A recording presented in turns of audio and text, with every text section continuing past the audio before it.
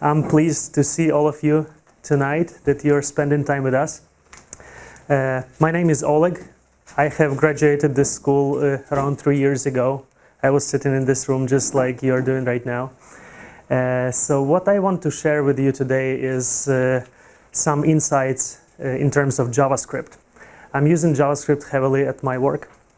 I'm doing web development for supporting QA team at one of the biggest corporations here in Silicon Valley. So I'm still kind of in QA world. So I'm helping the QA engineers to do their job better. So we are building custom tools for them and building web interfaces to support their process and their tools. So why I want to do this? Because I personally see a lot of potential in JavaScript. It is getting more and more popular nowadays, and we can do a lot with JavaScript. A lot of people are thinking that JavaScript is the language that is somehow lower than other, like Java, C# and all that. We will not get into that discussion because it depends a lot on whom you are talking to. Everyone will defend his language. So JavaScript is definitely getting more and more popular. We will get to that in a second. So again, why JavaScript? If you are in IT world, you will hear more and more than new JavaScript frameworks are getting into the world pretty much every other day. So it's very important to filter out the things that we are learning and we are trying to use. So there are a lot of front-end frameworks, also back-end frameworks. And today we will be concentrating on Node.js, the cross-platform environment for JavaScript. But coming back to the popularity of JavaScript itself, so I pulled this data just a couple days ago from Stack Overflow. Probably if you are searching any technical information online, you have spotted this huge website, which is kind of forum for software developers. So what that website is saying that they conducted this survey at the end of 2016, and they were asking their users which languages, which technologies they are using in their daily job. So let's say on the left-hand side, you will see that data for full stack engineers. So people who are building the applications from scratch, doing back-end and front-end both. And 85% of those are using JavaScript. That does not mean that they are doing everything in JavaScript, but in one form or another, they're using JavaScript. Of course, front-end, it's inevitable to use JavaScript on the front-end. So more than 90% of front-end developers are using JavaScript. 54% of back-end, even mobile devices and data science are using JavaScript. Which is kind of surprising, but that's what that survey showed. And they are saying that they have around 18 million professional software engineers on that website. So that's kind of the data that they gathered. This is another resource, RedMonk. It's another company who's doing a lot of research in the area of popularity of different frameworks. So what kind of data they have here? They are considering both Stack Overflow and GitHub. You probably know the remote repository service. So they are comparing data from those two sources. And again, JavaScript is on top, even above Java and C#, those languages. So definitely JavaScript have not been popular for too long, so not that many applications are built in JavaScript comparing to Java itself, but new applications that are built more often with JavaScript technologies. So those are just a few companies that you probably know well that have publicly said that they are using JavaScript, especially on their backend.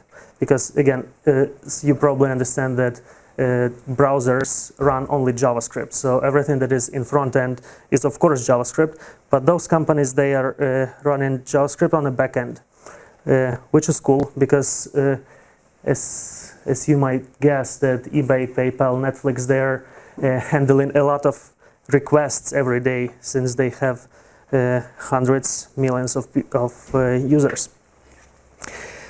So we're gonna be our session today will be split into two parts. At first, we will run over JavaScript concepts and syntax, which you're all familiar with. So if you feel like it's obvious for you, just let me know. We will skip as quick as we can because we want to get to the project. And our project for today will be automated testing of REST APIs with Node.js. And we will be testing GitHub public APIs, which is kind of cool. That's kind of the knowledge that you will definitely be able to use pretty much at any company that you get, because web services architecture of pretty much any application that there is in the market is using REST APIs. So let's talk about Node.js itself. So you all face JavaScript in everyday life when you're using your browser. So there is JavaScript executed right there on your computer daily. And in 2009, Node.js was introduced. So what it's doing, it has this libuv. I'm not even sure how to pronounce that because we as developers, we don't care about that lower side of the thing. We're kind of using abstractions built on top. So that is high performance cross-platform evented input-output library. So it is handling all output to the file system of the machine.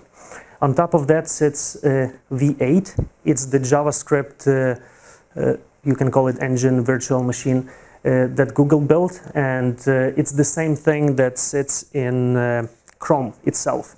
So it's the part of Node.js that interprets the JavaScript to the lower level languages. And this V8 engine, it's using JavaScript modules plus and C++ modules. That kind of might seem like a strange combination, but it gives a pretty high speed to applications that are built with Node.js. It's not necessary to understand completely how Node.js is using. We will be trying to use approach of abstractions, which means we're gonna have working things that can do useful stuff for us. So we will be using them. We want to make sure that if you are using your personal machine, that you have Node.js installed. And we can do that by running this simple command in your terminal or whatever it is called in on the window command line. Let's try to get something like this on your screen.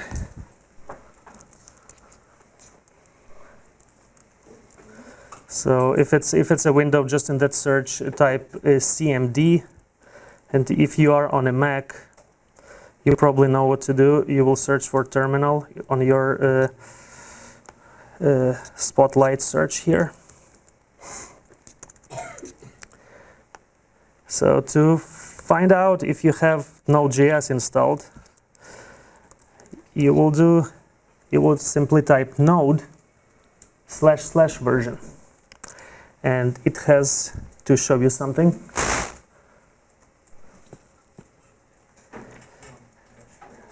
If it doesn't, you will go to nodejs.org, where we're gonna install latest stable version of Node.js. So it will show the package for your specific operation system. So how you are guys doing on that? How many of you have Node.js already on your machine? Okay, some of you. So let's allocate some time to install this thing. Installation is pretty straightforward. You will download the package and just execute that as any other application installer.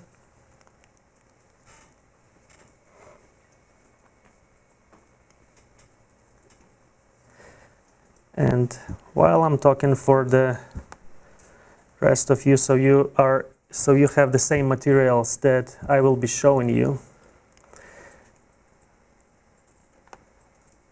we want to go to this URL, throughjs.com, which is my blog that I'm not maintaining very well, but I will get back to it soon. So it's throughjs.com/git. Git. I don't know if you guys can see it on the top.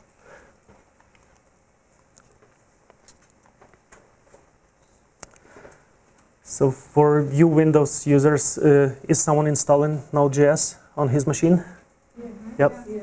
And it's manageable? It's doing something? So we need to install the installer first, yeah? Yeah, so if you have it installed, we probably can use it. Yeah. There's just one option for that, just Windows installer. Yeah, it's probably it. Yeah. Yeah, I was installing it yesterday, so it worked for me on Windows also. And for most Mac machines, it's already installed. In case you absolutely cannot install Node.js on your machine, you will go to the Cloud9 thing, which is kind of remote Node.js environment. But it's the last resort. We will try to install everything locally on your machine. I just have a question. Mm-hmm. After coming to throughjs.com/git, what do we do? Mm-hmm. So for those who got here, we have 3 links here. And we can start with project files.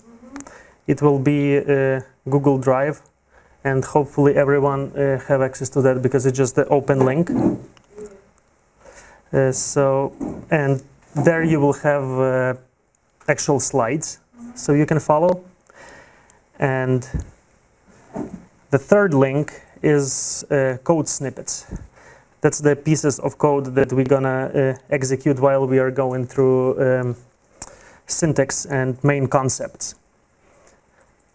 And for the project, we will gonna have third repository. Okay, so who is still without Node.js installed? If you still don't have it, there is no hurry. So ask your neighbor to help you if you're having a problem. And if you absolutely cannot do it, let me know. We'll try to figure something out because we want to get everyone up and running with Node.js. It's going to be our basis for everything today.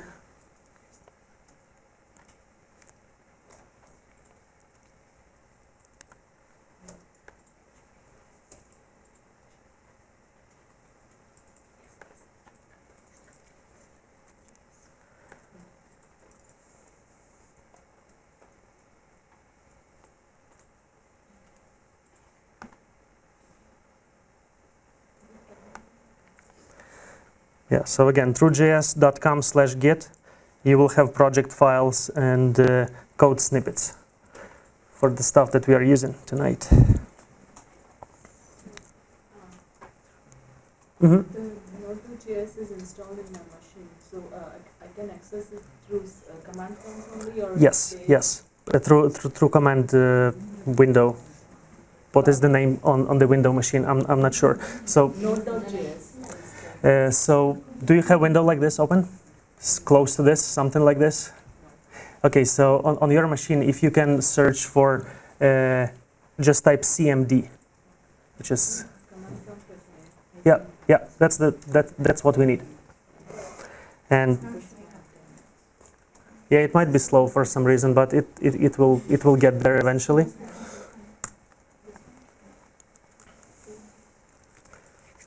So we're verifying if we have Node.js installed by typing node//version. And here, what we have in the terminal is so-called REPL, read, evaluate, print loop. What it's doing, Node.js itself is event-based framework. So what it's doing, it's constantly waiting for the input from, in our case, from user, because we are using the graphic users interface for input right now. So it's going to be reading our input and executing commands. You were probably doing something similar when you were going through JavaScript in the browser. This is a little different concept, but it can do exactly the same things. So we can type var a equals 13, and it will. Oops. Okay. So if we have a node version, we have to get into the node REPL. So we just type node and enter. And after that, we will have this caret, which means now we can access APIs of Node.js and type some code.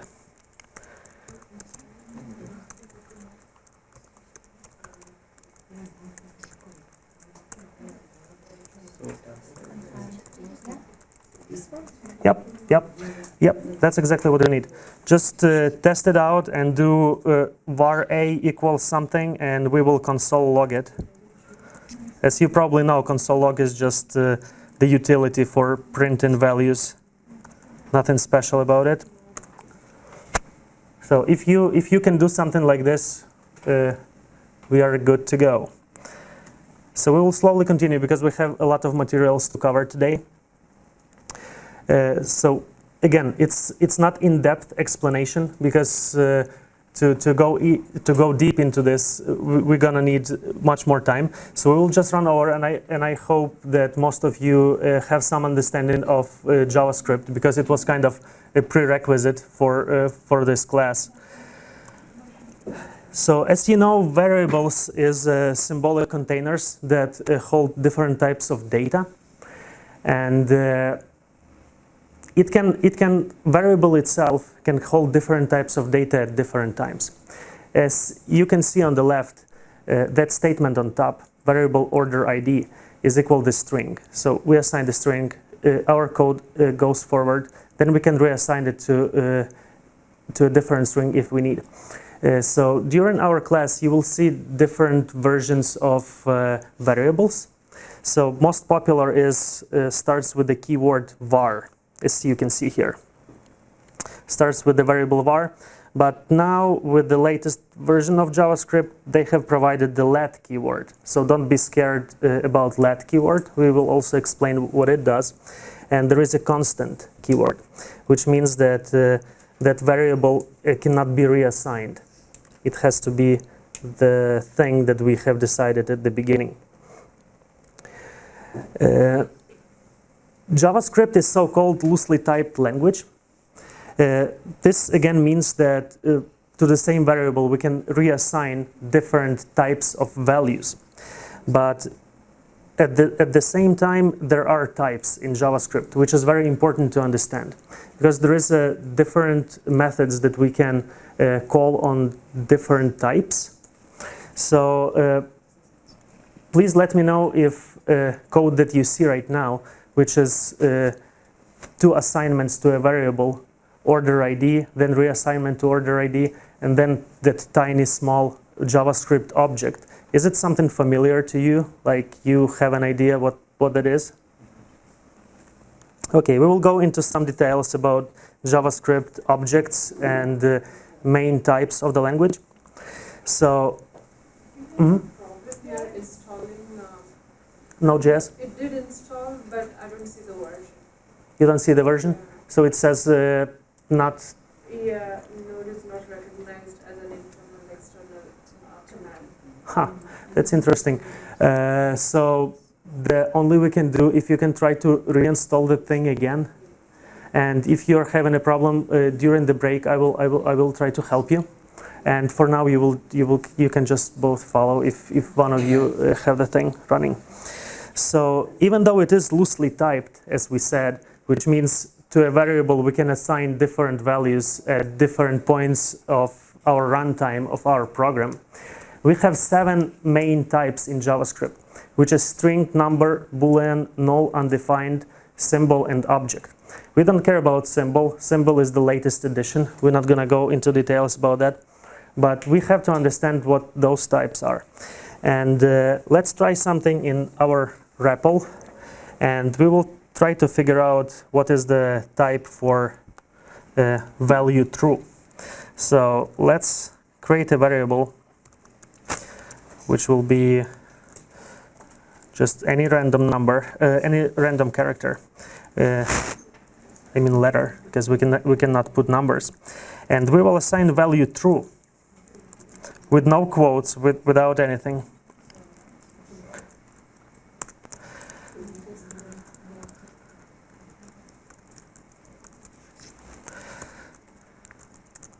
So we just assigned a value true to the variable named x, and we will try to figure out what type of that value is. Not type of variable, but type of value. And it says Boolean, which is obvious. Let's do the same assignment to the same variable, but this time we will do true in quotes. So you can get to your latest command just by typing on up key. So the same variable x now holds another value, also true, but in quotes. And now if we execute type of x, it will be string. So a lot of people are calling some of the features of JavaScript evil parts of JavaScript, because there is a book, Good Parts of JavaScript. So on the other hand, people are considering some parts of JavaScript evil, because you can very easily get confused what type of value it is in front of you. But understanding those types will help you to debug any problems that you will have in our code. And we will write the real world code, and you will see how easily we can get into problems with types. So there is a concept called type coercion. That's not the easy word to pronounce, so we will use conversion. So that's the process of changing the type of value on the fly. So let's get back to our node REPL, and this time we will do something simple. We will try to add Oleg. Yeah, let's do variable. Let's do another variable name. So it's a variable name, and it's gonna hold value of my name and your name in your case. And we will have another variable which is number, any number that you want. 27. So as we have seen before, there are well-defined types, so we can definitely tell that name is a string and num is a number. But if we add them together to a third variable, let's call it mix, because we're going to be mixing them. And we do name plus num, which is number. And let's figure out the type of this new thing that we got.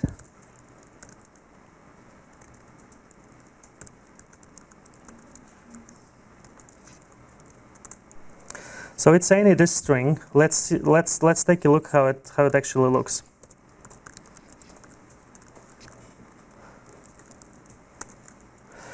So as you see, it is one single string, which means that 77 at some point of the runtime of the program was converted to a string, which is a good thing because it gives us the flexibility of the language.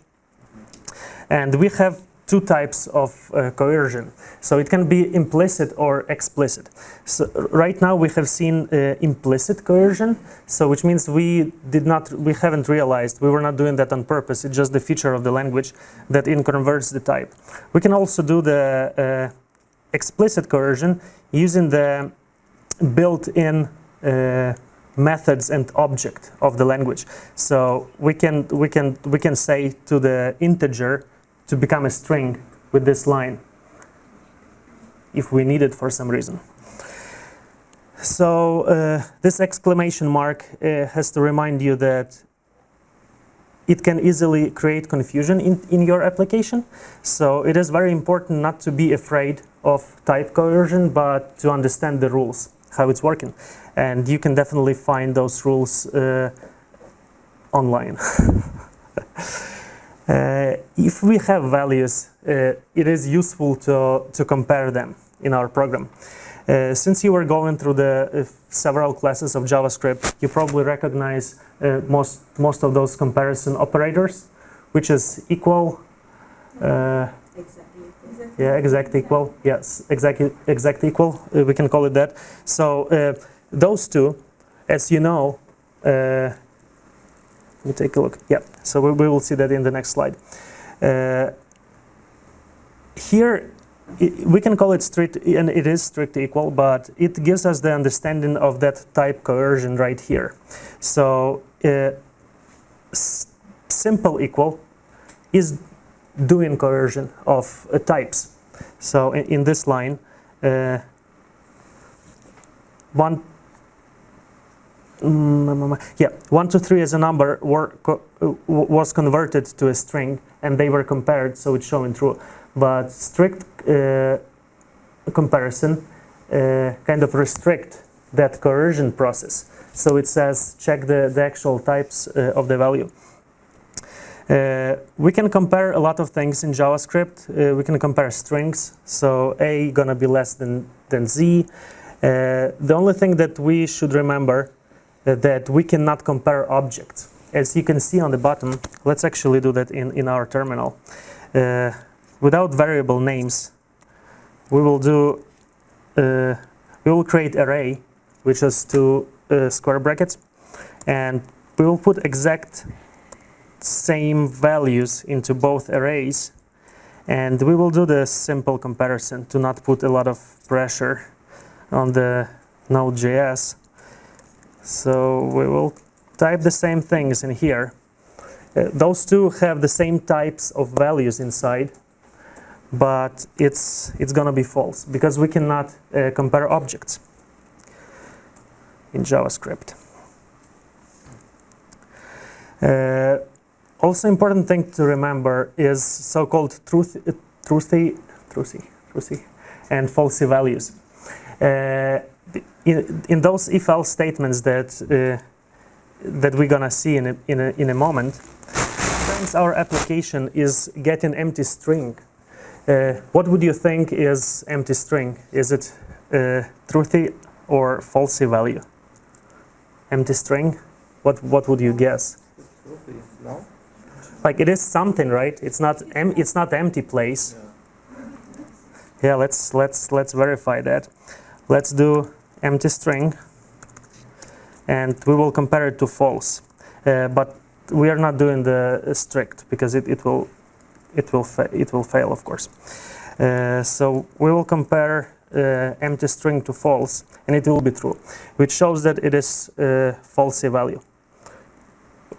Oh, yeah, that's right. So it says true, which means they are equal. Yeah. So it is falsy value because it actually converts to false, to the Boolean false in if-else statement. Few more things. The false Boolean itself is falsy value.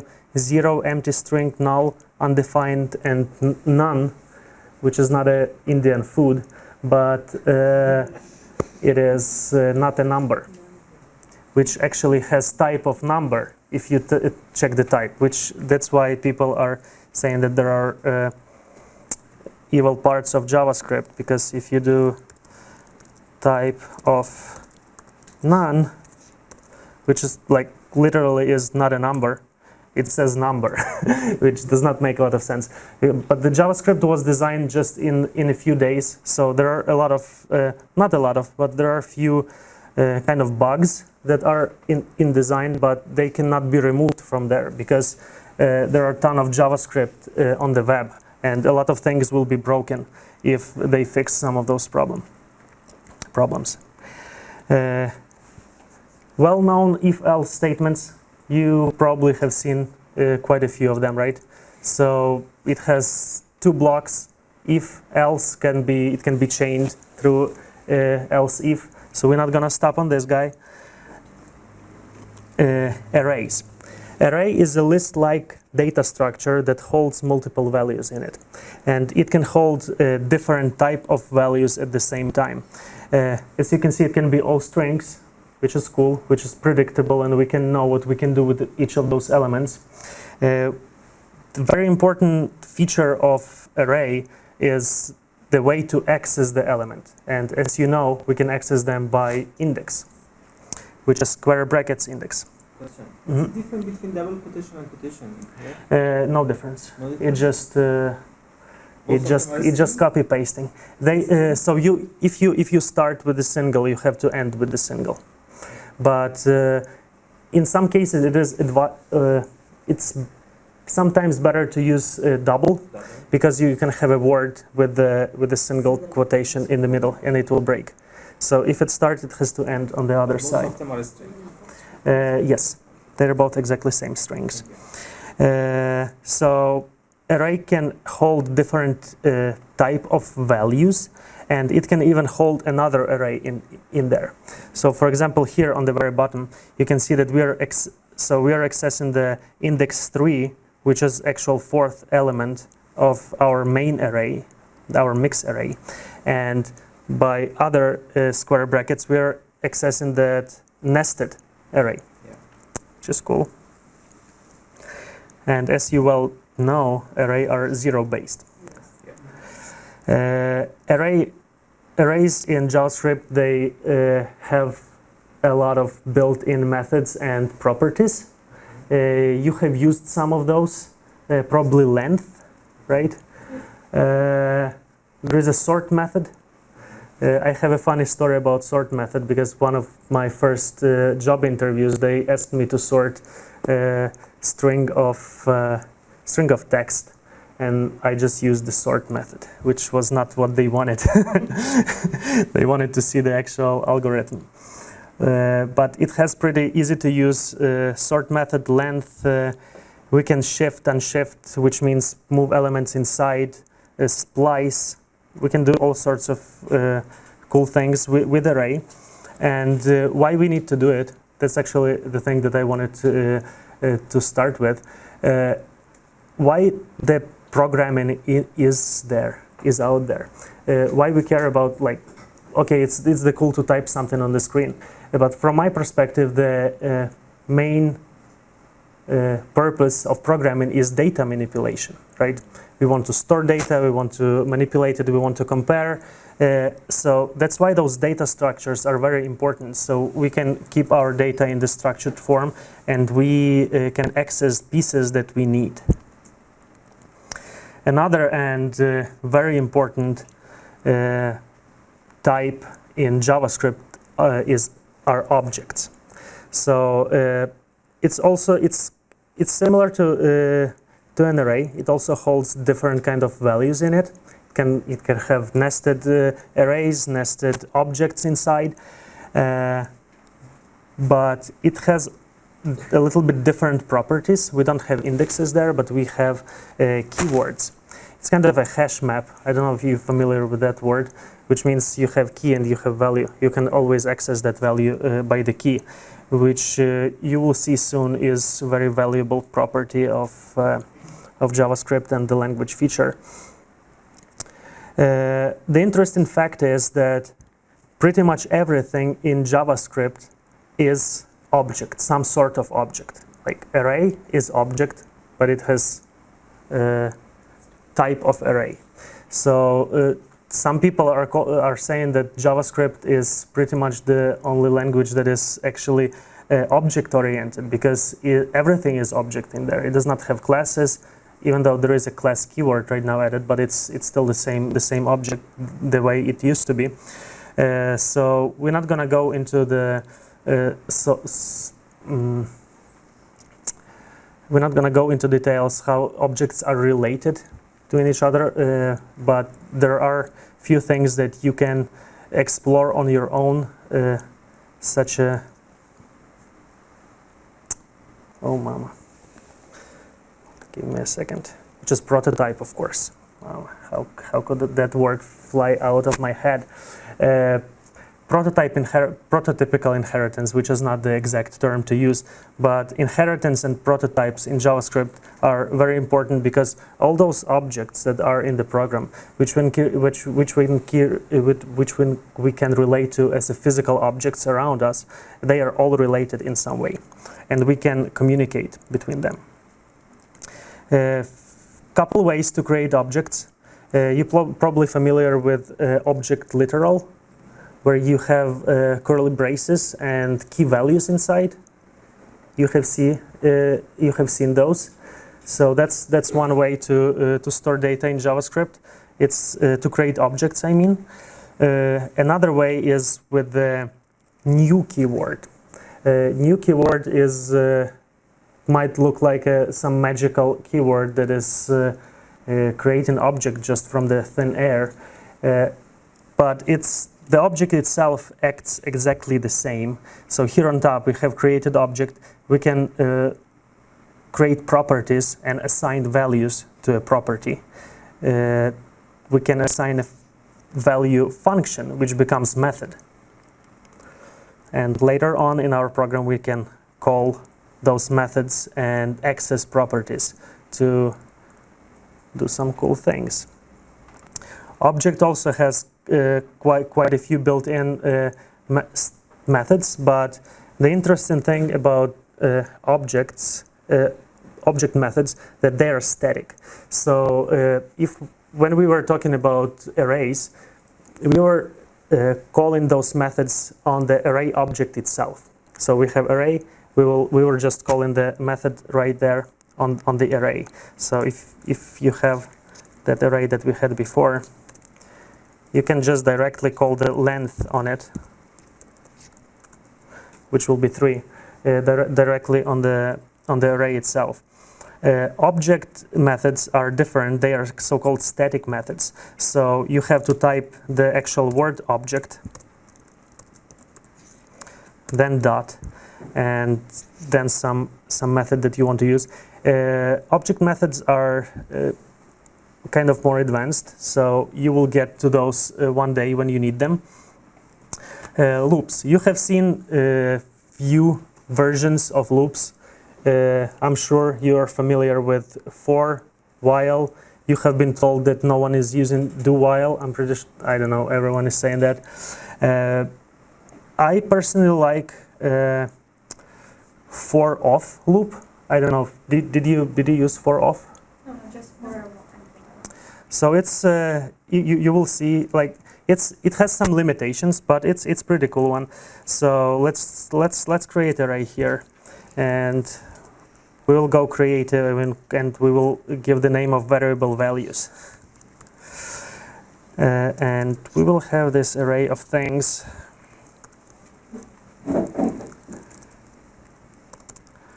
Some numbers. What else? Yeah, let's do more characters in there. Let's throw object in there.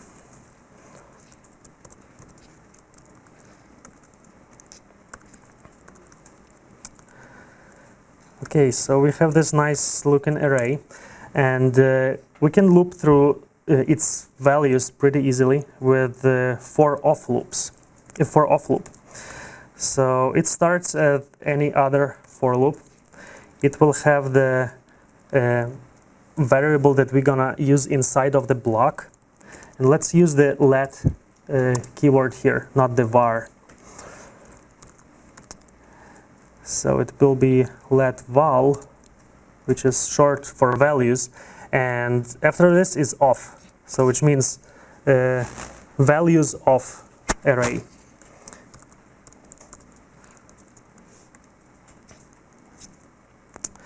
So you might have hard time going to the next line. So we'll print everything in one line, because we will do multiple lines in the separate thing. I forgot to tell you that. So let's fit everything in one line, and we will print vals. Do you understand this syntax? Even though it is in one line, it might be confusing from what you have seen before. but it should work exactly the same way. Yep. So as you can see, we don't have to put those kind of stops, because when we do the classical for loop, we have to add to the index and then check where for loop has to stop. The same with the while loop. So this is the cool way to use loops. There is also for in loop, which loops through object keys. So as we have object which has name, last name, first name, address, it will loop through actual keys of that object, not through values. Yeah, here are more examples of for in and for off. So here on this side, you can see that we are, no, on the left side, we are looping through a person object, which has properties name, age, and address.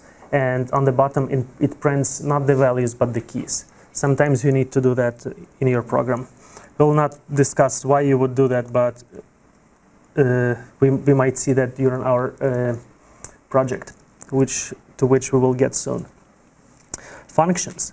Functions are critical parts of any application, and of course JavaScript has functions, which is a set of statements that perform some task or calculate some values together, put them together, or analyze them.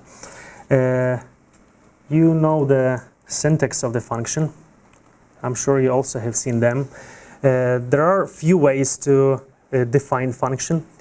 There are so-called most popular and regular function declaration that you can see on the left. You just have function keyword, function name, that it takes arguments, and inside the block you perform some calculation. This function, all it's doing is calculating the square of a number, which is multiplication.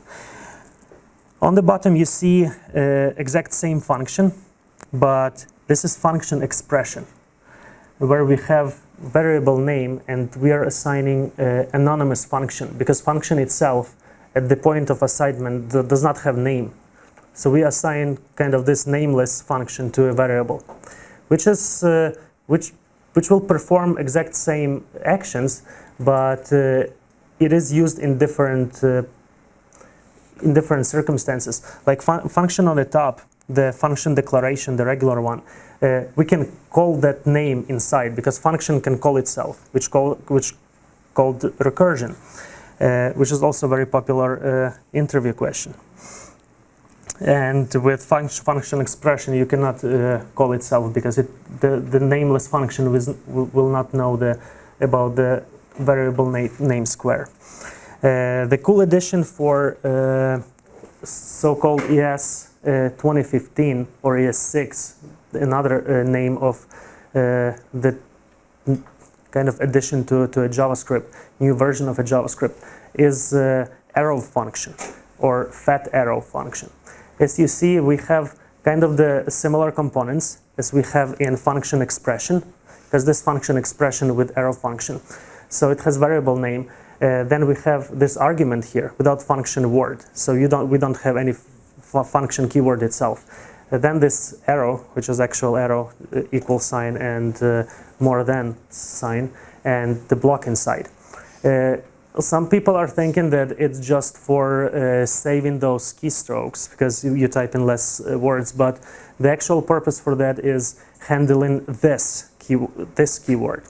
And maybe we will talk about this keyword during our project. It's a kind of advanced thing, but it's a lot of JavaScript applications and features are built on top of this keyword, which some functions have, depending on how they were called in which context. Oh, this is a cool one. You can spot it somewhere. It's so-called iffy here on the bottom. It's the function that calls itself. Not the way recursion works, but you just declare a function and you call it right away. And you might need that to hold your local variables As you know, there are local and global ones. We will talk about that also. So those ifs, it's kind of safe way, not a store, but a safe way to write your application. So your variables is not all over the place, are writing them inside of iffy, inside of immediately invoked function expression. Scope. You have heard about global and local variables, I'm sure about that. So everything that is declared inside the function is a local variable for that function. There is also another scope, which is block scope.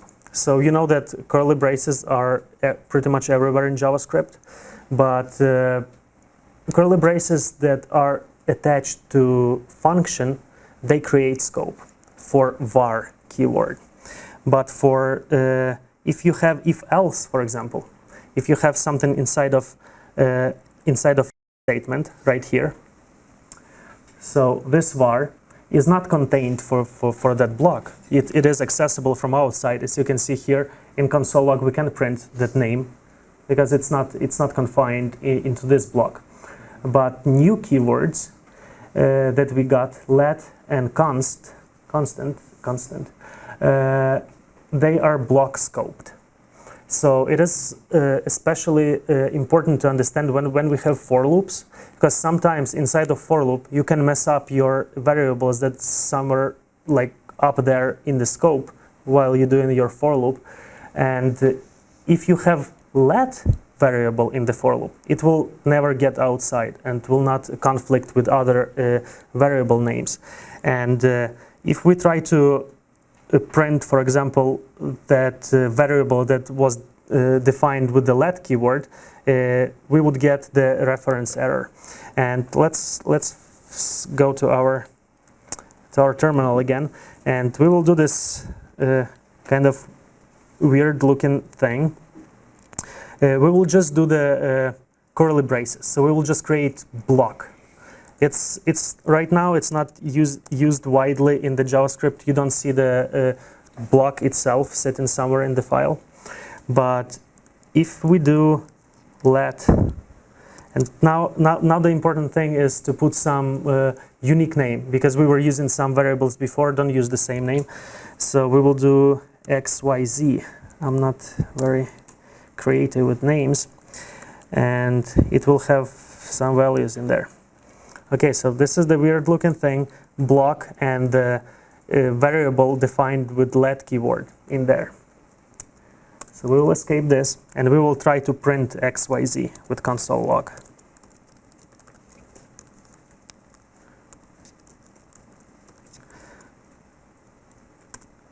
And as expected, it's throwing error right there because it is not defined. So it will be used maybe in some places. It's not obvious why we would use it, but before it was not possible. Now with the let keyword, we are confined in the block, which is important concept. Hoisting is the thing. Literally means pulling something up.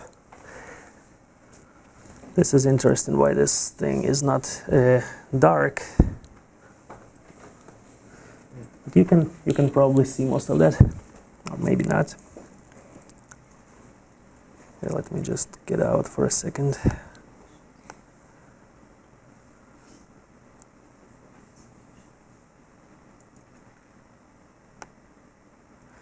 Yeah, let's just execute this thing in our terminal.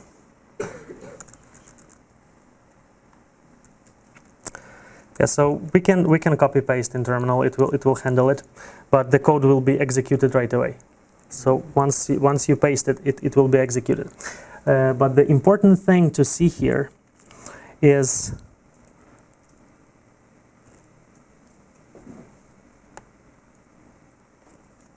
hey, sorry guys,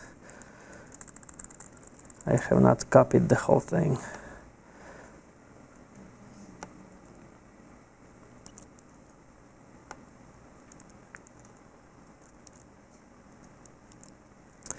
Okay, so what is happening here? We call this function cat name on top. But if you look at that piece of code, the function itself was declared later in the code, but it's not throwing any errors. The same thing for variable. Here we are we're declaring the variable name, and not sometimes, if it's not in strict mode. I don't know if you were talking about, if you heard about that, but the strict mode actually, you actually type the strict mode on top of your file, and it gives you a way to prevent putting global variables into global scope. It prevents that. So if you put variable on the bottom, and so you do assignment before declaration. You do assignment before declaration. That what we see is so-called hoisting, because JavaScript is compiled in kind of in two runs. First run is that compiler reads the JavaScript file, and it finds everything that is kind of on the left side, variable names, function names, and not doing any assignments, and it puts everything on top of the file. So it can be it's just the principle how the JavaScript works. So variable names and function names are getting hoisted, but at the same time, variables defined with the let keyword and const keyword, they are not getting hoisted. Just the interesting thing to know, and why it is important to understand those kind of nuances of the language, because when you have a bug in your program and you have no idea where it's coming from, understanding of those basic principles of hoisting scope and how variables differ between different keywords is very important. Asynchronous JavaScript. You might also heard about asynchronous stuff that is happening in JavaScript. Where asynchronous events are coming from. As I have said at the beginning, Node.js is event-driven. So program sits there and it waits for different events. And we are performing those events daily when we are interacting with our browser. Every on-click, every on-scroll, every single movement that you are doing on the screen, it is captured by browser, and it creates events on the background. Events are also created by the network. As you know, you are accessing some website far away, and it's asking for a data, and we are not sure when that data will come back. So that's the asynchronous behavior right there. So some event happened, and now we are waiting for something to happen after that, but we are not sure where that's going to happen. Most of the code that you probably used to write is happening in sequence. So the way you write it, it just executes line by line, and you see your execution. Asynchronous code behaves differently, because you cannot predict when it's going to execute the event handler. So obviously, asynchronous means that events are not occurring at the same time.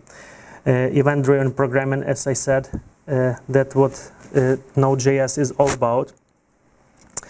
And this principle of handling asynchronous events in Node.js made it so popular for the back-end technologies, because with Node.js we don't need so-called threads that are very famous in other languages, but are very complex and hard to maintain. Here we can avoid that and have very high performance with asynchronous event handlers. And it might be hard to wrap your head around that, so we will try to do some tiny exercise before we go for a break. And what we will be doing, we will be reading data from a file, because disk I/O, which means input/output, is also can be handled asynchronously. So let's find that. I don't know if you downloaded your code snippets, but this is one of those. So what we have here, this is a self-contained JavaScript file, which we're gonna execute with Node.js. So what it has inside. This is probably a little new for you. Just like in any other language, you can import libraries to use in your file. Some functionality that you have not written, but it's coming from somewhere. So we're not gonna care how the FS, which means file system, works, but we know that it has methods that can give us a way to read data from a file, which is a very basic action, but can help you a lot in your work. And for example, you have some data for your automated tests that sit in the file, and you don't have to hard code them in the code, so you can simply change them in the file, and program can read the file and do some action based on the file input. So let's uncomment those console logs. So at first, it looks like the step 1 will happen here because program is being executed. The next step is expected to happen here because we are getting some data there. At the end, step number 3. If you have downloaded that file, we can execute it in terminal also. We will get out of the REPL with the Control-C, double-click Control-C. Let's see where we are. We will get to the desktop.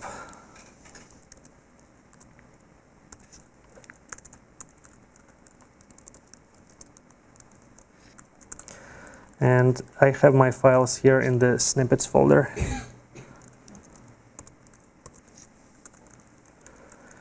And we care about callback.js, so I will just execute it here. So you can execute the actual file with JavaScript inside, type in node, and then file name, callback.js. So it reads the data from the file, but let's take a closer look. Yeah, I have to save file first so we see the difference. So now we will see those steps printed, in which order that happened. So it started, then for some reason it jumped to the step 3, and only after that we got actual data. Because reading from the file actually takes some time for a program. We cannot catch that with our eye, unless that's the huge file. But what is happening here? This FS module that we have imported, now it is object that sits in our file. We can call methods on it. And method has pretty obvious name, read file. And it takes a few arguments. The first one is path to the file that we want to read, this agile manifesto. The next is text encoding. We should not care about that, but we have to put it here. UTF-8, which handles Unicode characters, which is pretty much any character that we can spot. And this is an interesting part. We are passing function without name, as another function's parameter. So you see this read file is function itself, is a method of an object. And usually we are putting just values in there, right? Some strings, some numbers, so it gets added. Now we are passing another function into the function, which is a very cool concept because it gives us a way to call this second function, this anonymous function, which is called callback.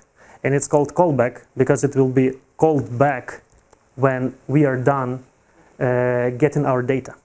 So that's why we have step 1 and 3, because it just jumps through. But this anonymous function is still waiting for the data to come. And this is so-called error-first approach in Node.js. So that function, anonymous function, is looking for error, because if there is error, it's a problem. We will break our program right there. But we also are getting data. And that data will be printed here. Let me uncomment that console log statement. We'll save it. And now we will run it again. And we get the content of that file, which is like, if you just look through in the folder, it's just txt file with Agile manifesto. You want to get familiar with that. So a lot of people are talking about Agile all the time. That's the one way to handle asynchronous events, which is called callback. So just imagine that function sitting there and waiting for some unpredictable thing to finish, so it will be called. That's one way to handle asynchronous behavior.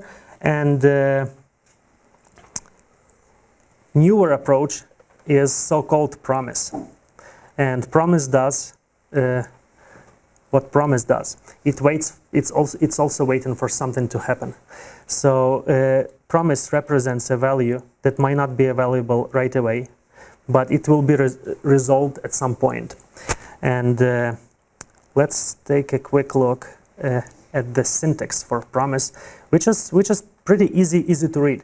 You don't have to worry what read file function is doing, how it's reading those lines of text, all that stuff. We don't have to care about that. But now we are requiring different module, which is fs promise. Just the same file system thing that we had before, but now asynchronous events are handled by promise.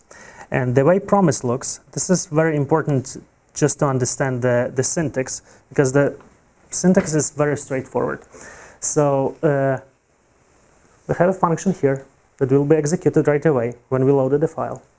And what's gonna happen next, then will happen next. So we call the method on this function call. And this then will be waiting for data to come.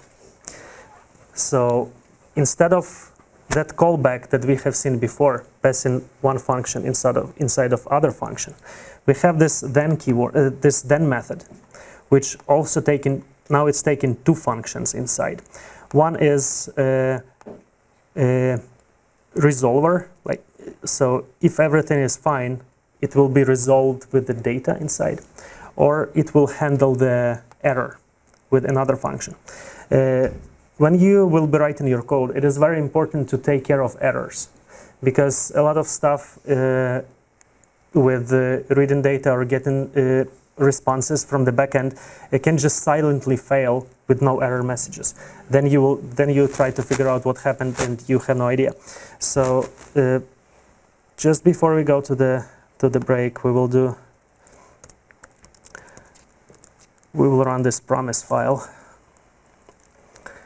I will explain you what I did just a second ago with npm install. So we have that promise file somewhere there. So we will do node again, and now promise.js.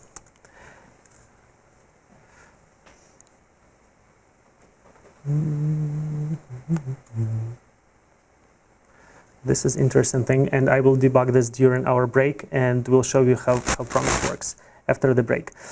So we have done pretty good so far. In the next part, we will talk about just the principles of REST APIs, what they are, and we will get closer to our project. And again, our project will be testing GitHub APIs, and you will see the real world code and what it's doing, and how it can be useful for QA engineers. Okay, so let's take. I just have a question here. Can you please explain one more time what does the first line do? So The first line, like this one, right? Yeah. So we will see that line a lot. So so JavaScript file is self-contained module. It's like, you can imagine that function is wrapped around it, so it has its own scope. So it's self-contained thing. And let's say we want to use some functionality that is provided for us by the language itself, by the Node.js, by the framework. And so we have to import something in. So then we can use it. So this is the syntax for requiring another module. But that error that we just see here, cannot find module, because this is not the computer where I was preparing the thing, it cannot find that module. So it's not there. So I'll figure out where it is. But it's the way to require module in there. And module is just other JavaScript, because it's all JavaScript. So it's other JavaScript which gives us some useful methods. Right here you see FSP, and then we are doing fsp.read file. So that's the important kind of import statement for JavaScript. So require is like a get method or something? Yes, yeah. It's just global method that is available for us. It actually goes there and reads the content of that module. Yeah, so let's do 10 minutes. That's the usual time that you're doing. And we will try to be back here at 8:20. Thank you. Thank you. Yeah, thank you. So we will try to continue because we want to get to the exciting part, the project where we will be calling GitHub APIs. So I was pointed to the problem that I had by the lady here. That module that we are requiring, that FS promise thing that we were discussing, where it's coming from, this one. It was not in the right place. I will explain where it should be, but I had to install it, and we installed it with npm, which is Node Package Manager. So we are requiring packages, and there is a thing how we can manage them, how we can how we request them from remote repositories. So I did npm install while in that folder. Let's get the exact name. So in case you were able to follow all our stuff, to make it work, we would do npm install. We can do this save is kind of optional. It just saves to one place, which I will show you also. So it installed this thing. It got it from the npm, and npm got it from the GitHub, and it arrived to our machine. Now we can use it with the Node. Our file name was promise.js, and now it is executed, and this is our text from that file that is familiar to you. So promises are working great, and one of the great benefits of promises that we can chain them. So you probably have seen, yeah, it's not visible here well, but we can call one method after another. So we're just doing dot dot dot. So we call them in sequence, and for us humans, it gives us the way to see that code as a synchronous sequence of events, because it's hard to wrap our head around when each request is coming back. It's really hard to manage. So that sequential thing with putting then methods in chain gives us a better way to think about our code and approach our code. We will jump into REST APIs. And we will simply start with the definition, because it's two parts phrase, because API is not always REST API. So API, the formal definition is application program interface or application programming interface, depends where you are looking for it. But at the end, it is a set of methods for communication between software components or systems. In our case, we will be communicating between systems. There is a GitHub system, GitHub servers that are somewhere there, and our machine is another system. So our two machines will communicate. Why it's called REST APIs?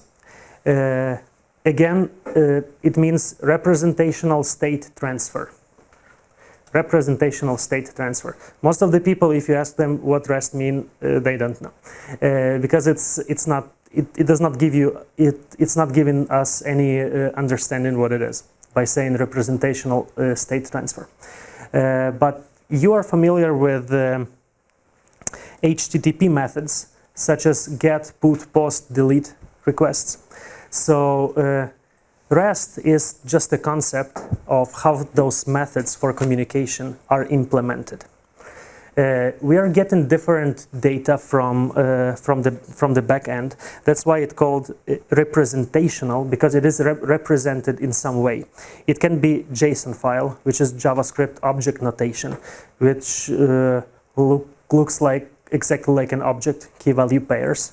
It's a very good way to transfer data, because you have exact key, so you understand what you are getting and you have value. It can be XML or other older technologies, but the data is transferred with representation. So we kind of expect the format, the right format of the data that we receive. That's why they called REST APIs. So that's the application programming interface that is implemented with ideas, with the REST ideas, that we have the representational state of our data. This is the example of REST API.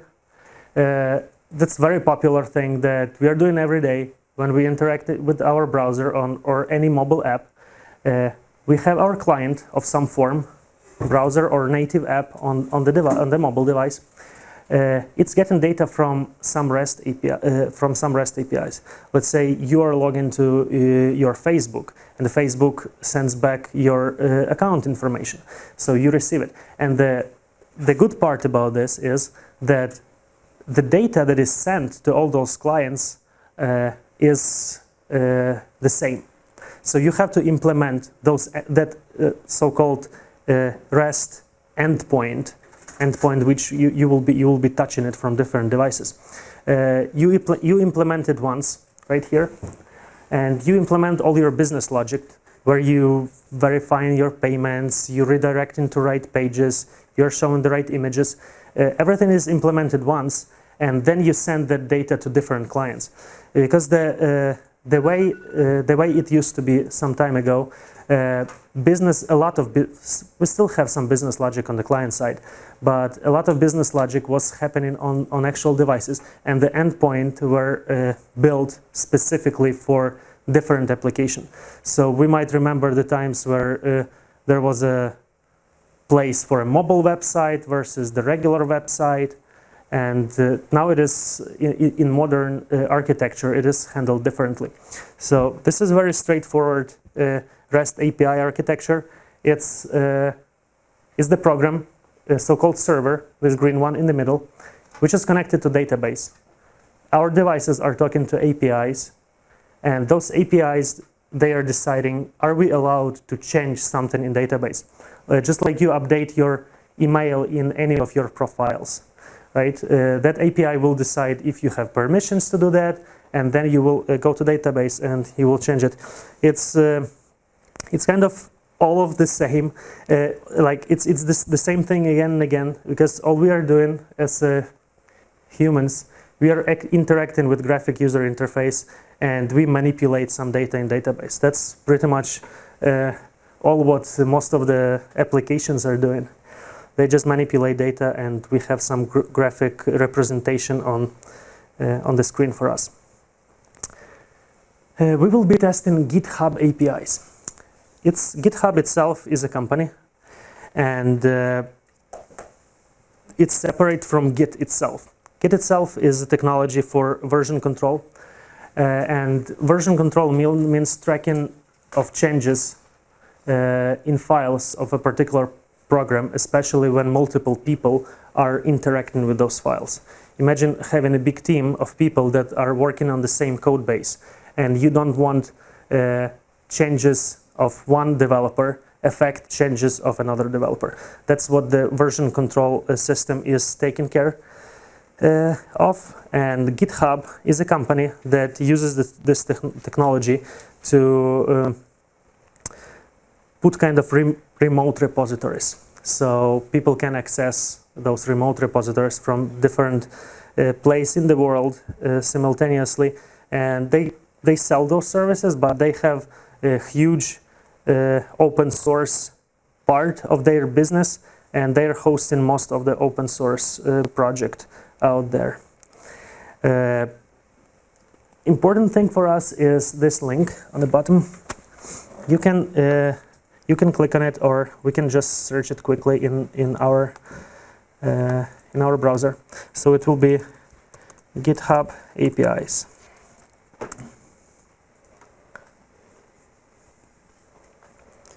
GitHub APIs, the first link should be the right thing. Through your program here for becoming QA engineers, you have heard a lot about documentation and about specifications that we are basing our testing on. And in this case, we are lucky because we have very well defined and very well documented API that we will be using here.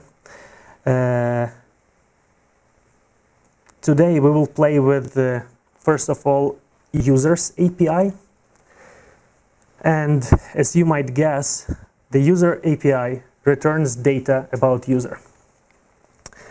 Let's see how it all looks, because it might be hard to understand how the data is coming. So we will do next. While here, let's navigate to this users portion. Users portion. And what it says here, it says we have endpoint. And that endpoint, it accepts get method on it. So we can call get on that endpoint. What else we have here? We have this path. There is always a path to get some data from a RESTful endpoint. So this is a static part, users, and this is a dynamic part, username. So that's the value that will be changing. While we're talking, if you can quickly create, because it takes literally a couple of seconds, if you go to the regular GitHub, we will want to quickly create a dummy account for you. So each of you, if you can sign up quickly for a dummy user, why it is important that it's not your thing that you are using for personal, and the password that you are using here, don't use your regular passwords. Just put something ABC123, because we don't want to reveal your passwords, because we will be transferring our passwords in not very secured way. So don't put your real usernames and passwords. Yeah, the regular sign-up process. If we can quickly go through that, and we will remember the username and password. While you're doing that, can you guys tell me if any of you have Postman installed? Yeah. Yeah, so if those of you who don't have, we can, in parallel, we will do this asynchronously. So we are getting our things done simultaneously. We'll install Postman. Postman is application that gives us a way to play around with REST APIs. Or I can see that they even added some automation features to that. It installs pretty easily. It will be just a file that you download, and you will double click on it, and it will just open. You don't have to go through the actual installation. And this Postman application will look something like this. Is it an extension to the Chrome? It can be extension to the Chrome. It can be both ways. Or a standalone? It can be standalone. It will behave the same, but it's the same thing. That's the good point. So it's a native application cross-platform, and just a side note that it is built completely with JavaScript. So that's one example of how some modern, even native applications are built.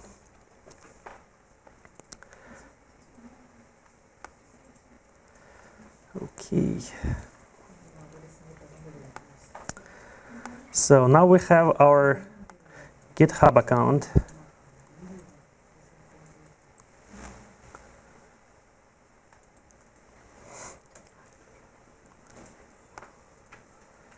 Yeah, just give me 1 second.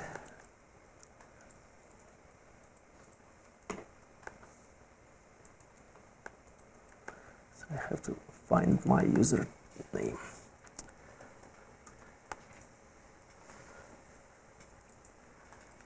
And password. So is everyone is okay with the installing stuff and creating the account? Mm-hmm. Okay, cool.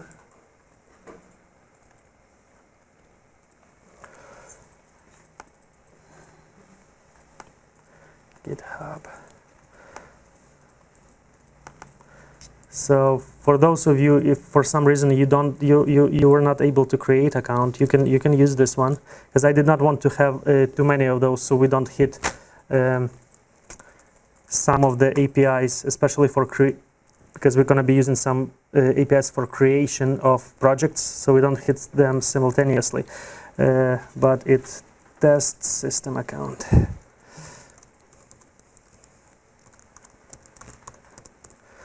Okay, so this is my account, and the password is test 2017. Are small? Yep.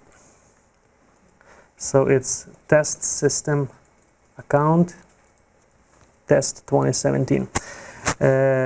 Let's look at it from the UI perspective. The way we look at the most of the application, we care about profile.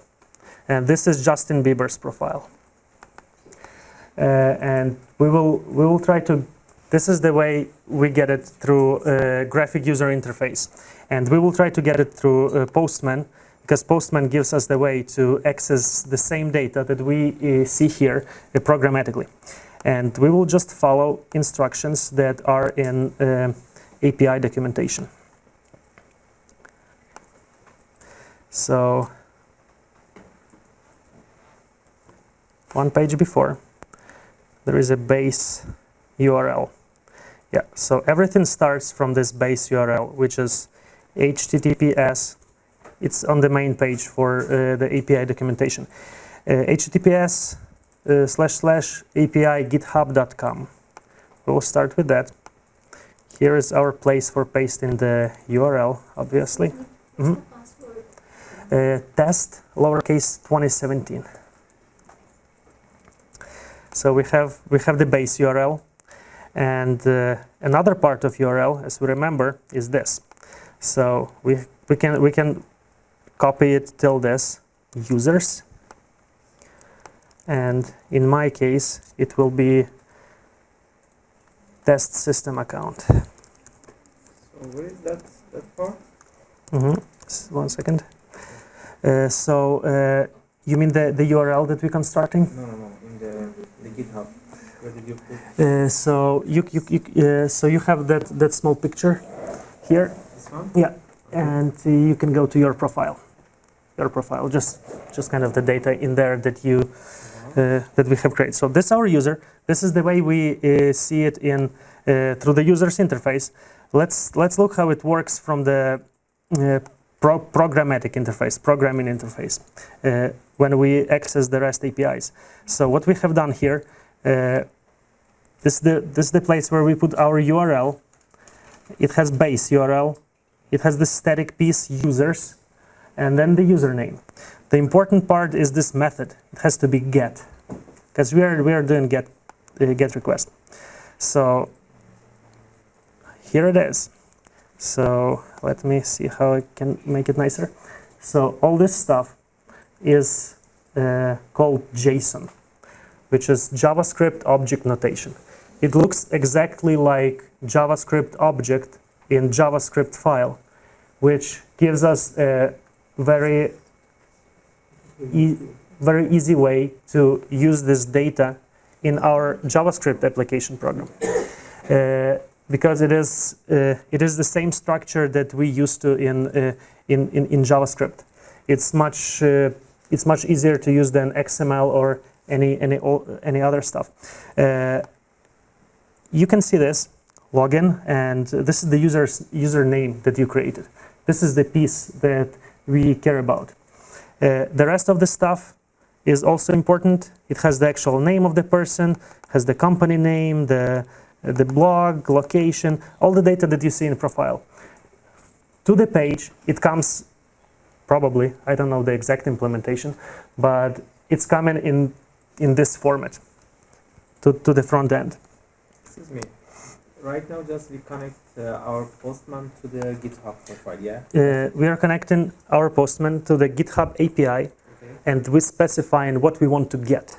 And in this case, we want to get the user's profile for the test system account or whatever account you have created. How did you connect your Postman to?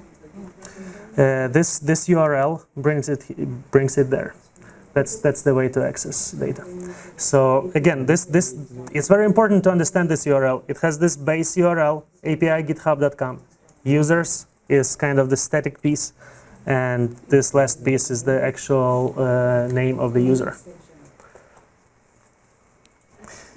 what kind of the test system account is what kind of file? So test system account is the user that I have created.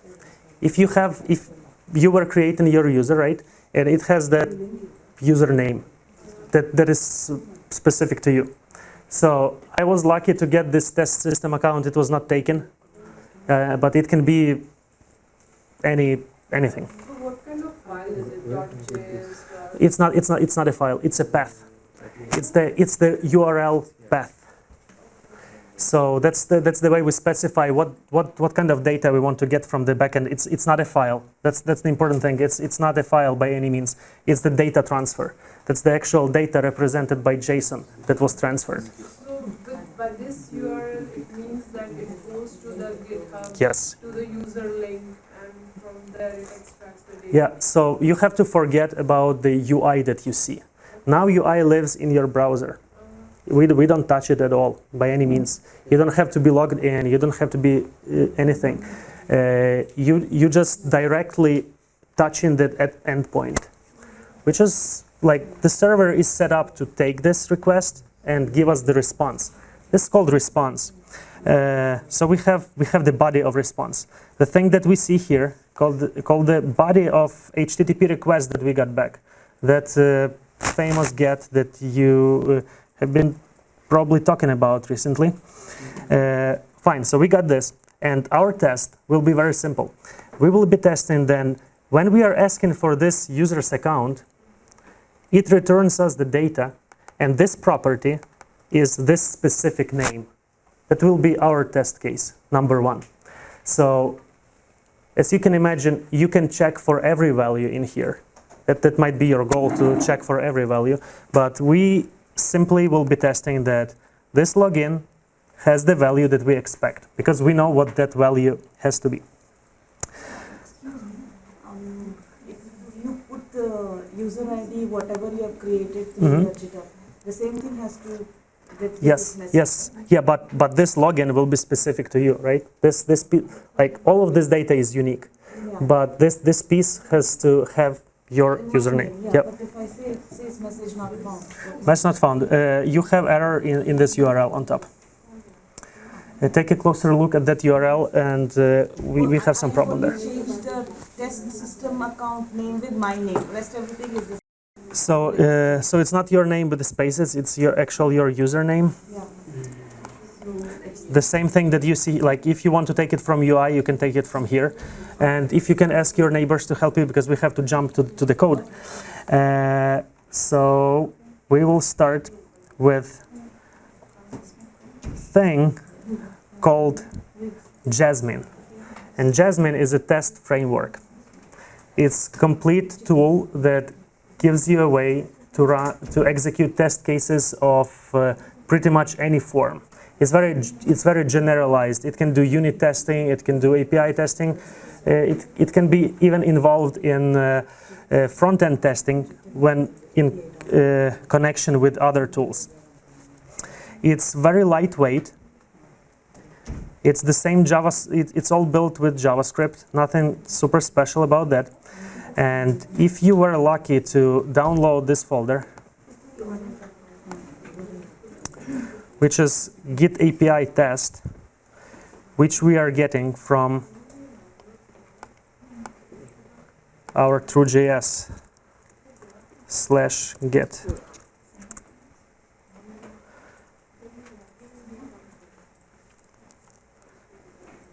This link, project files, is the thing that we want to have. Project files. It will give us complete code that we will go step by step.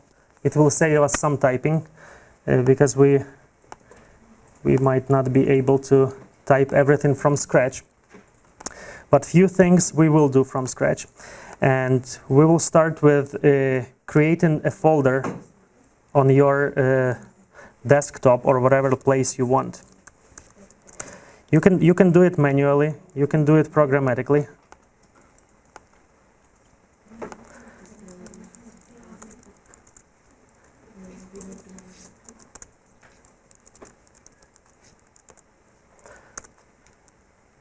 So we are creating folder which will be super API.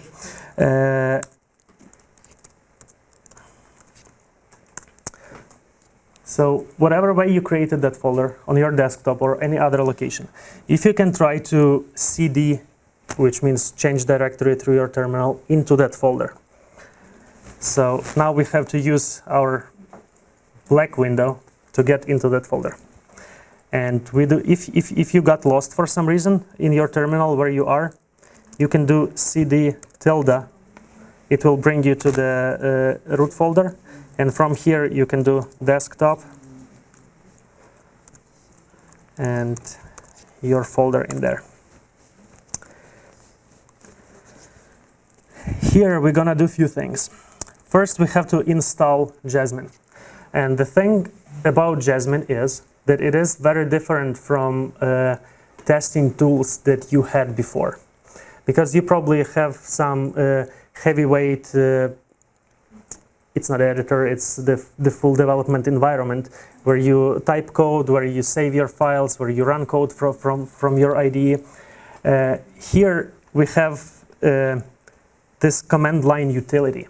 And the beauty of this is that this Jasmine framework can be run anywhere.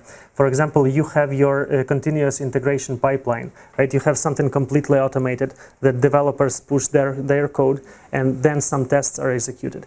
You don't need to have the heavyweight editor to manually press buttons to start your test. It can be part of that whole process. So if we are in that folder, we will install our Jasmine framework. And the way we're going to do it is npm, which Node package manager. It came with installation of Node.js itself. So if you have Node, you have npm. Node package manager will be installing this global module. So we will type npm install. The important thing is to install it globally. So it is available as the command line utility. If you are on a Mac, probably the same on the window. We have to do sudo, which means the root permission. So if you are successful, you will get something like this on your screen.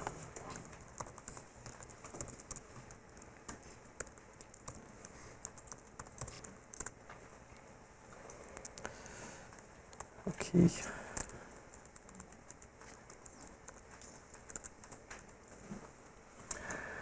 So the same way we checked our Node installation, we can check our Jasmine installation with the Jasmine-v, which is version. And if we have version, this is great. From here, we have to do Jasmine init, which means we're going to initialize the project. So it's just Jasmine init. Jasmine, just have to type it right. Jasmine init. What happened when we did this? In our folder that we were in, we got this spec folder created for us. This is the place where we're gonna keep our specification, just the same way you have your document specification. The same way we're gonna have our files here, which also called specifications. We're gonna test our APIs. And we will start with that just in a second. So from here, so this is the way to initialize the project. To save the time, we will jump to the snippets folder, because I just wanted to show you a way how to start a project. Jasmine init is the way to start a project, super simple way. And in this, I mean not snippets, but this Git API test where we have those stages here. I have been doing the same Jasmine init in each of those folders, and it also has the spec in there and everything we need for the for our project to run. So from here, if you can get out one directory up, we will cd back to our desktop, and we will get into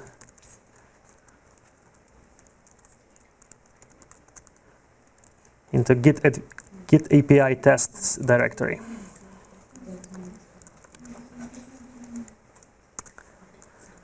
Here, if we look inside, we will be playing with this first test. First test, let's get into first test. Just so you know, you don't have to type the whole thing. If you type the beginning and then do the tab key, you will get the full name of the directory, so you can easily get in there. Let me open the editor so we can take a look what is in there.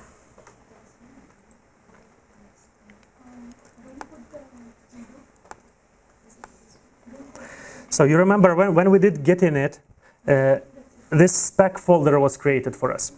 Let's see what that spec folder has inside. It has Jasmine JSON.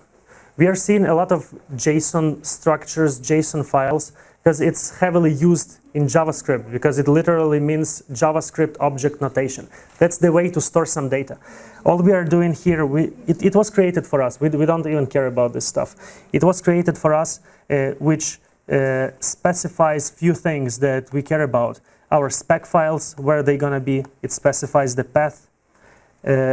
When the time comes and you need to figure out how those naming conventions work, those stars, they mean anything inside the current folder that is nested, and it ends with spec.js will be considered a spec, because our Jasmine framework is smart enough to go inside and find all specs and run them for us.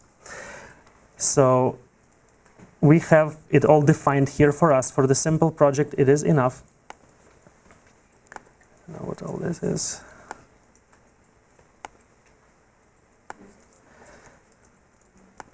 So inside of our first folder, we have spec folder and this support which was created for us. And now we will take a look at users API spec. Users API spec. So this one is curated by the Jasmine, yeah? Yeah, so it will be executed by the Jasmine. So I just don't want you to get scared by the look of the stuff that is ton of stuff in here. We have, as a software QA engineers, we have a very powerful tool which called Google, and we can Google documentation for any tool we need. So let's do Jasmine JS, because if it's just straight Jasmine, it will give us the cartoon character. it brings us to documentation, the Jasmine documentation. And in here, we're right now on version 2.5, roughly. And it has those snippets in here that I myself actually is using, because at the beginning, the syntax might not be that straightforward, but you have always documentation to come back here and take a look. Let's see a few parts of our document that we got here. The Jasmine approach to writing a test specs is extremely simple. You see on the line 3, there is a describe function. That describe is provided for us by Jasmine, because describe, if you run just any other JavaScript file, the describe will give you undefined. It's not there. But because those files, those specs.js, will be executed by Jasmine, it will inject the describe method in there.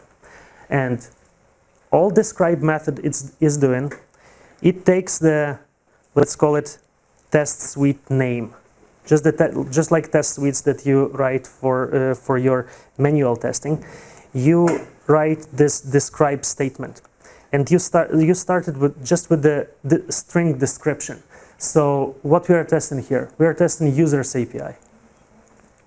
So nothing special about this string. It's just arbitrary name that you put there because you're gonna get output from the system later. So you have to be able to read it. Then the callback comes in. You remember our approach that we were passing function as an argument into another function. So that's what happened in here. The first parameter is a string that is descriptor of the test suite.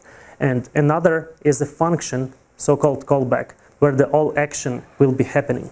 So what will be our action in here? Just like in any test suite, you have test cases. The same thing we have here. So we have it, which means what it's gonna do for us. And it has the same structure as describe. So it's kind of describe for test case, but it's it. It, and we have descriptor. What we're gonna test? We're gonna test that our request, because what we are doing requests to our RESTful API. We will check if our request has status code 200.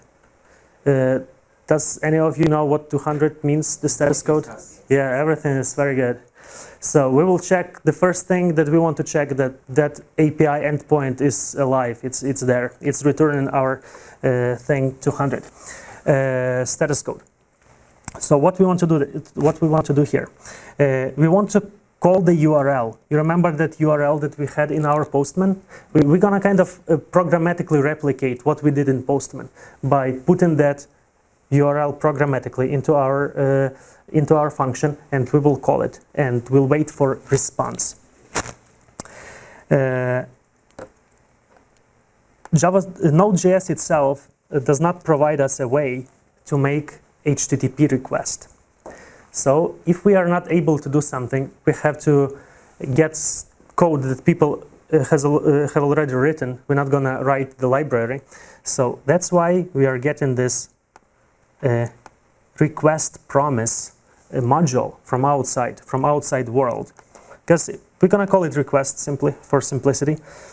It will provide for us methods for making requests to the backend. So we are requiring this module here, and while we are in our terminal, so let me make sure that I am in the right folder. Yes, so I am in the folder 1, named first test in parentheses. Here we have to do a very important thing. If you see in the content of that folder, we have so-called package.json. Package.json is another JSON which describes our Node.js project. So we have simultaneously here two projects. One is Jasmine project, another is Node project.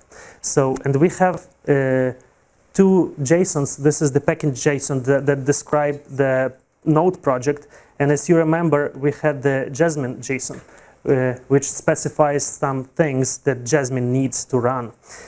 So here in this package JSON, it is already said that request and promise,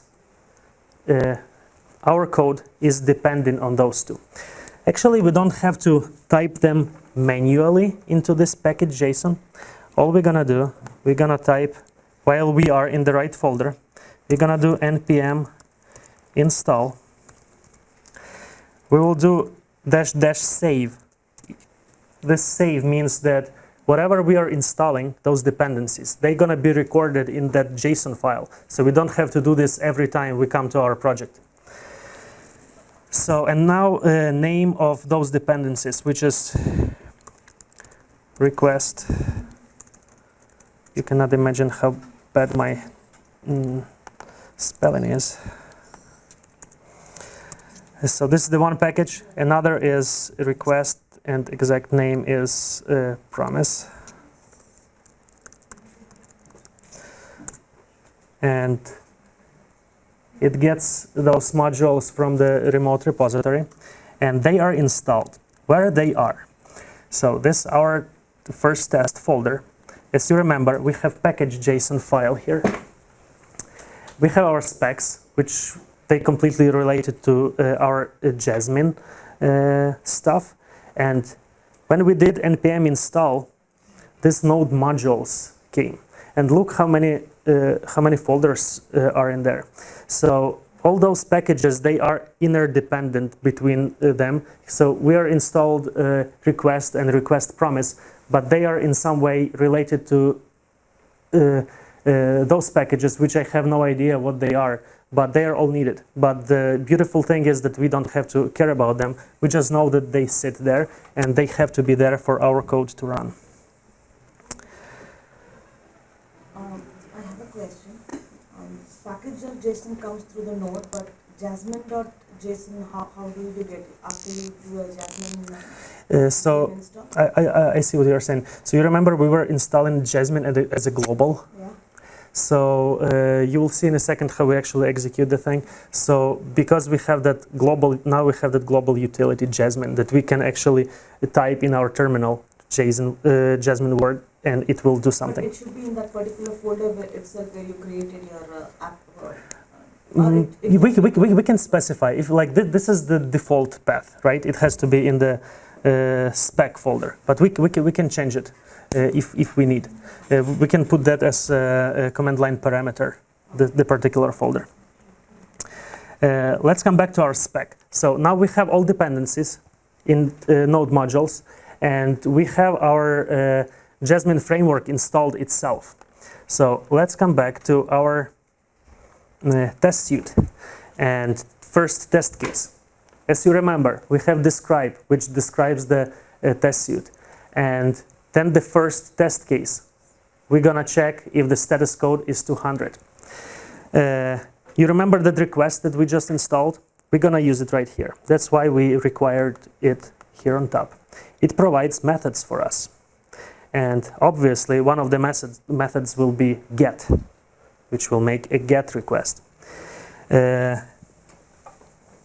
How do we know that this request get have to take options? And those options are URI, headers, all those things that are here. As usually, we go to Google and we do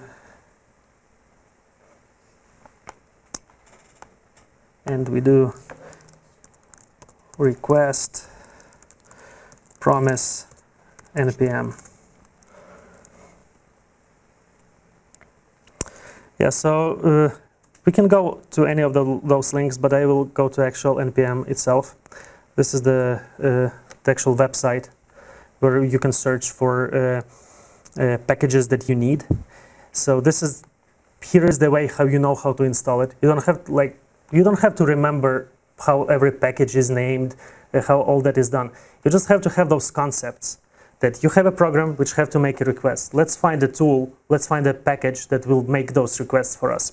And npm is the place where we can search the right package. So that's what we did, remember? We did npm install save request promise, and it's actually called cheat sheet because there are a lot of ways to do things in JavaScript, and we cannot be sure which methods this developer implemented in that package. That's why we have documentation for the packages themselves. And as you see, we have kind of those code snippets here that I actually used for that example. It has this option, and our requests have to take those options. So this is the place where you look for a syntax. But the main thing that we have this goal. We will make a GET request, and we will check for a response. GET request right here. We will execute the GET method, and we will pass options in there. And options are the same URL that you had before in your Postman. If your Postman is still open, you can paste your stuff in here. I will not go to the GitHub documentation back, but it says that header is required. When your browser is making requests to the backend, it attaches those headers automatically. We don't have to care about those.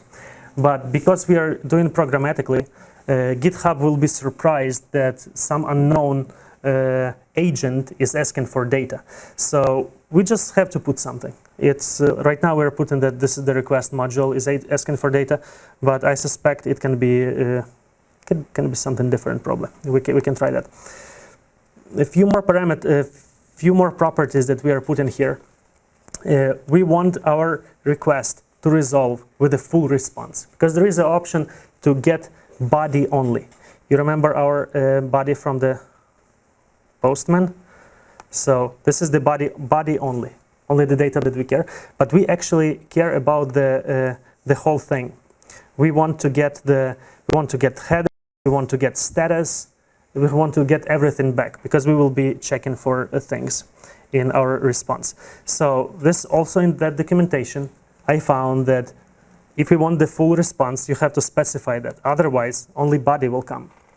JSON true is another thing that is in documentation that tells that that structure that comes from the backend, it's not JavaScript yet. We can treat that as a huge string that is coming through HTTP. You know how HTML is coming to the browser just as a file, just as a huge string?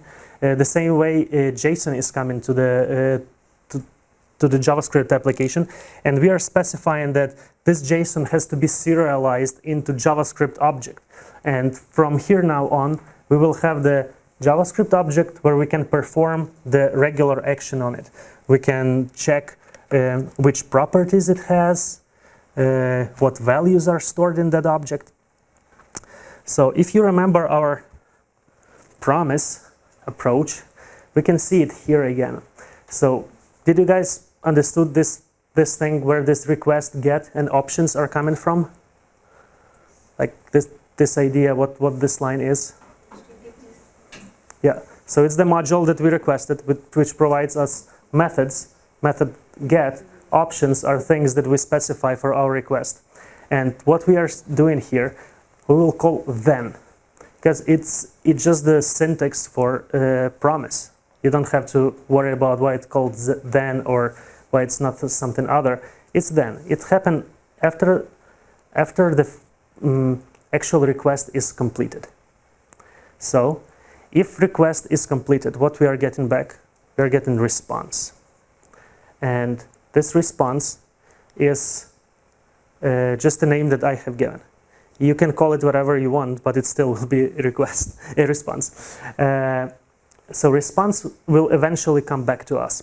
What we have to do now, we gonna check for status code. And you remember that our response is actually a JavaScript object, because it was serialized JSON that we got back. And what we can do with objects, is this familiar to you? Dot status code. We will just access the property of the object that we got back. The same object that, as you remember in the Postman, we had that thing with the name and everything. So we will come back to the name next. Right now we care about status code only. pieces that Jasmine provides to us are describe, it, and expect. Because it's not the usual thing. We never created those functions. They are provided for us by the framework. So we have describe, it, and now time comes to expect. Because now is the point where we're gonna check the actual value. And syntax for this is very well described in Jasmine documentation itself.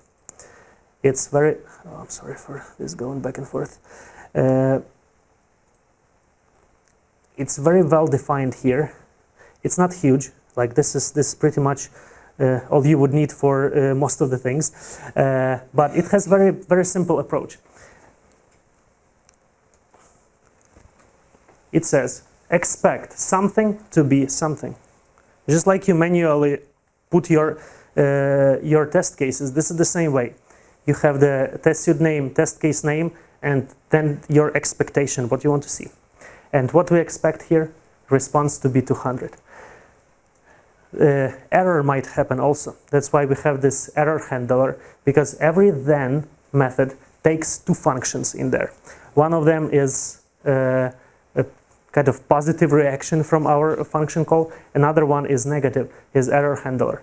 So here we will just, for the kind of presentation purposes, if there is an error, we will just kind of fail our test. Because as you can see here, like I'm just saying that expect true to be false, which is failing the test case, right? Now we will finally execute this file, and we will actually get a response back. The way we do it, we have to make sure that we are in that folder where we were messing around. And all we do here is just call Jasmine with no other things. Ta-da!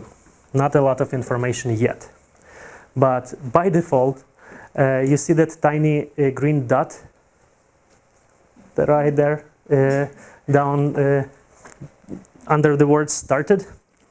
It means good, which means passed. We will make our test report look much better, but this is the way that by default Jasmine is producing the result to us. But we will not stop here. Let's print the actual response that we are getting. So we will just for ourselves actually see that the same thing that we got in the JSON, in the Postman, we are getting here. So we can do the same console log response. Let's just print body, because every response has a body with data in it. Okay, we got body here. I will execute the same thing again, just with the Jasmine. Right now you have to understand that our Jasmine tool utility framework, call it whatever you want, is a globally installed thing that is available through our machine. If you have to connect this to the next step of your automation, let's say developers created some unit tests, right? And you say your developers, hey, would you put my API tests in your pipeline so we test our APIs when you commit in something? And they can easily do this because maybe they use Jasmine for their unit tests. So it is easily, you can easily integrate it into any testing process. So here you probably can see that this is the same data that we got in the Postman, right? Mm-hmm. You see the login thing up there with my test username, which is cool. From here, you can imagine that you can check for much more things.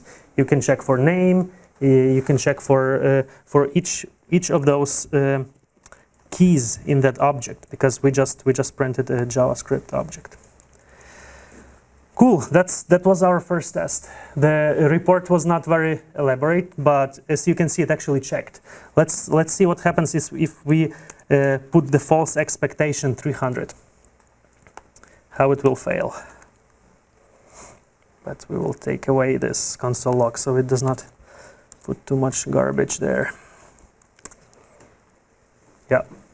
So our expectation is expected 200 to be 300. So we got 200, but we expected 300. That's the failed test case right there. And instead of dot, now we have F, which is red. Which is also not very human readable, because it is made that way that by default you don't have a lot. You don't have that minimum minimum parts that you need, and you can plug in reporting, and we will plug in reporting for our tests also. Let's get out from here.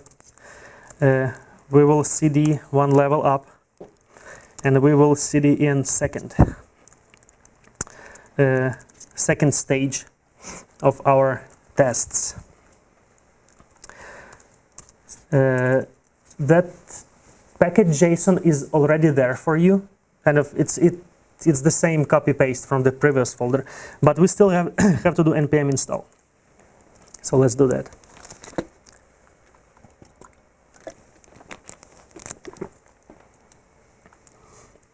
Npm install.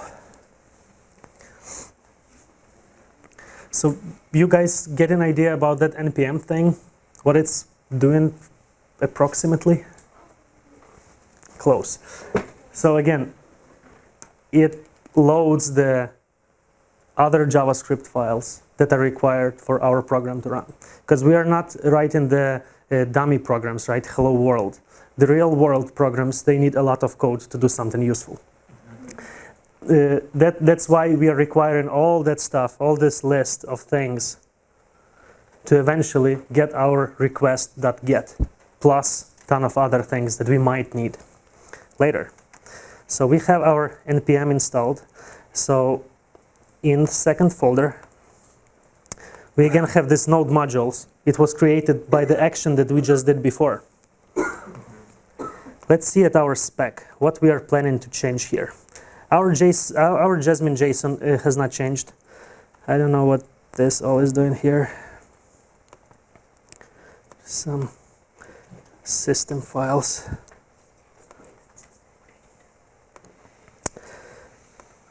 So, yeah, this is the bad one.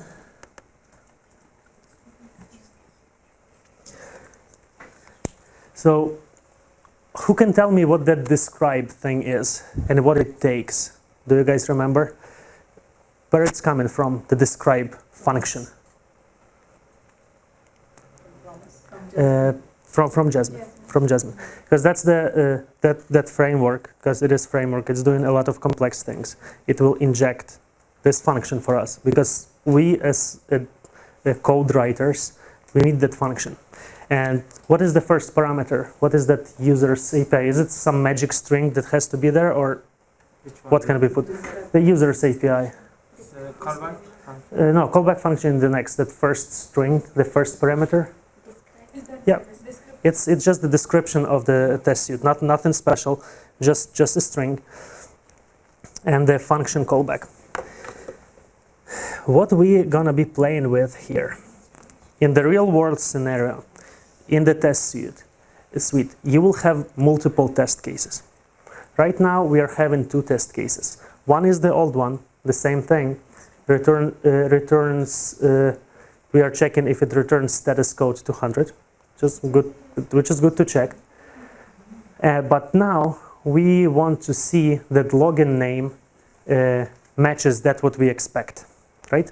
Because we know what our username is, so we can check for it. Because we cannot be sure what those developers are doing on the other side. They're committing a ton of changes. They can remove that field, but we know that. If it goes to the client, which means browser or mobile application, it will break the thing. So we as a tester, we want to check that that name is there and it's the correct name that we expect. It is very easy to check, as you will see, but it has ton of value for the software development process. But now we are coming to the interesting situation. So, do you remember what we need in order to check for the status code what we need to receive from there. We are making request, we are waiting for response. We need response here, right? For the first check. Do we need response for the next check? For the username? Yeah, because it's where else we will get it, right? We made the request, we are waiting for something to come back. So we need that response again. It is possible to do those backend calls every time, but as you can imagine, people will be upset that we are making so many calls to the backend with no reason. So we have another thing that is provided by Jasmine for us, which is called before all. Does someone have has any idea what before all function will be doing for those two tiny test cases? Like an annotation? Nope. Before all means it will run, this portion will run before all of those. Because we have to run it once to get a response, to check multiple times. Yeah, it looks like the annotation in Java in the use. It's just a function call. It's just a function call. All C family languages they look a lot the same. So again, before all it's doing, it's taken a function inside. Do you remember the name for the function that is parameter of another function? What is the name for that thing? Call? No, call. Callback. So it will be calling like that function takes callback to perform our custom actions, right? Because how that before all can know what we want actually to do. So we have to specify. Here you see the same code that we had before. You remember options, you remember request get. The only hacky thing that we are doing here, you see this, like now I renamed this to res, just to change the name, because I want to keep the response variable to something different. Do you have any ideas how this variable, which is nested deeply into diffs, all sorts of functions, how can it become available here? What we have to do for that, right? Because it's kind of, I don't have the var thing in front of it, but it's kind of might be considered as a local, right? How it can get from here to here. Yeah, we have that thing on top, right? So we define that on one scope up. Another important thing, because we are dealing here completely with asynchronous actions, because every HTTP request is asynchronous. We have this done function up here. I understand it might be hard to imagine all that, but done is also a callback. It's callback inside of other callback. Why we have it? Because if we don't have that done, you see, I'm putting done when I'm actually done. I got what I need. Because this block of code will just run through without stopping, and response will be still undefined because it's on top, it's still undefined, and this value will not be assigned on time. This piece of code will run, and we're not going to have response anymore to check something. It will break the whole thing. That's why that done kind of pauses the execution of the program. It says, okay, you gave me done. You can call it completed. You can call it whatever you want. That's your name that you're putting there, but you have to call it here. Now when we are done, we are continue to this line where we are checking for things. And my username, I have put it outside because this is the good approach for writing code. If you see that you have some pieces that can be reused, like a username, you see the username is the part of my URL. You remember our username? It is the part of URL, and we want to check our response for the same string. So we could put the same string here, but we are smart enough to have one variable on top here to have the string be kind of pasted in there. Reference by variable name. Let's do the same thing. Let's execute this guy again. And we are getting closer to better reports. We will get them soon. Do you remember how to execute the thing? Yes. Yeah, just Jasmine.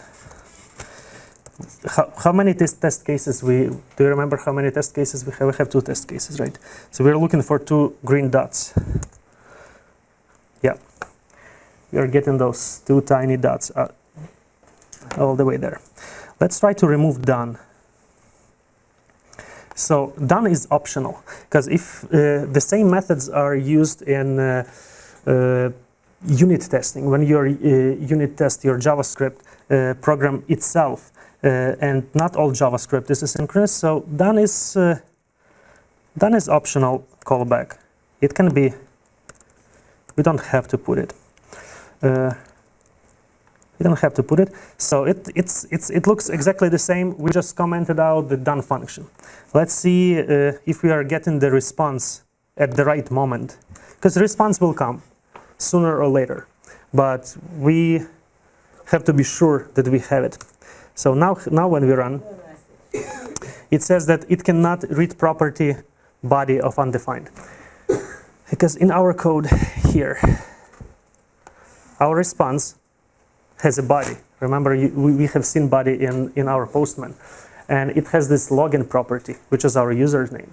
But because we removed that done callback, it says that it cannot read the property of body, it cannot read the property body of undefined, which means this guy was undefined, because it have not been defined in time, in the right time.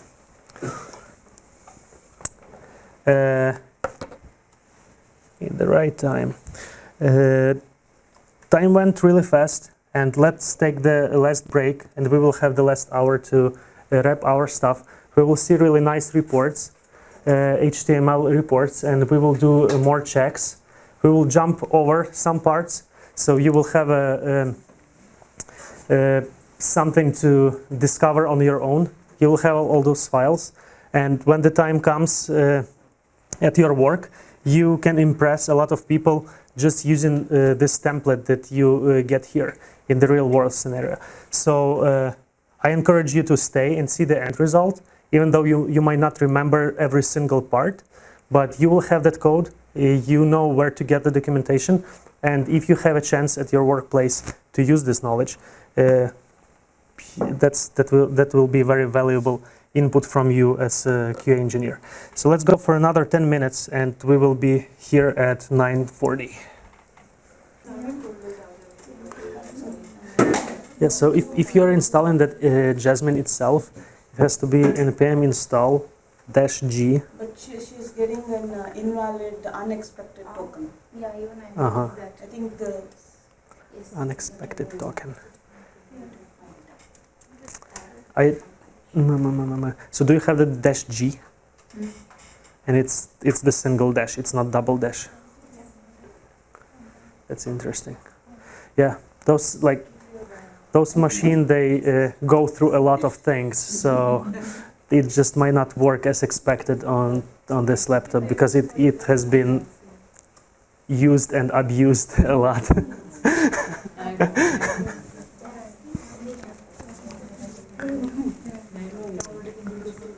Okay, so whoever survived, we will now go to the interesting part, to the things that you can actually see.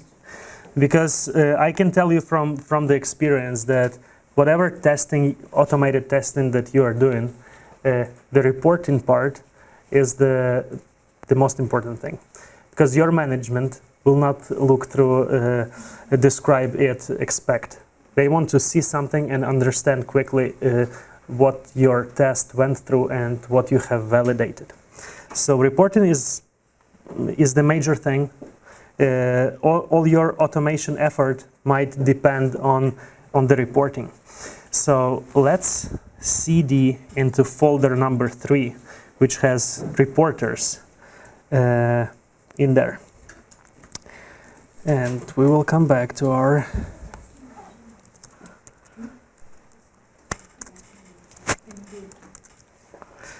So we are getting into folder number 3.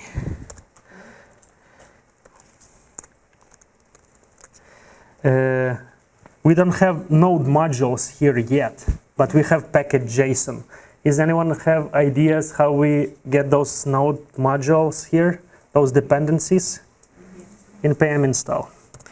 npm install. And it already knows what to install because that package.json specifies all dependencies.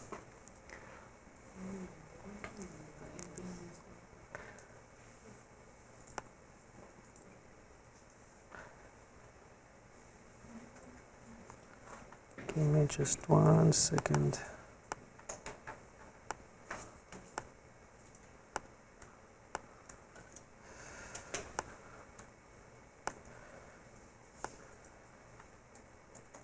Okay, everything is fine. So in folder 3, we don't have any new files. We are still working with our first spec. And spec is the specification for our endpoint that we are testing. So inside here, you see the good old pieces that we are already familiar with, right? Describe, before all, the actual test cases. But now we want to improve reporting. And the way to do that is, I will repeat that a lot of times today, so you're not afraid and not ashamed to go to Google and to the documentation that we have online. So if you search for Jasmine reporter, you will get quite a few results here. And if you specify npm, it might take you to the right place faster.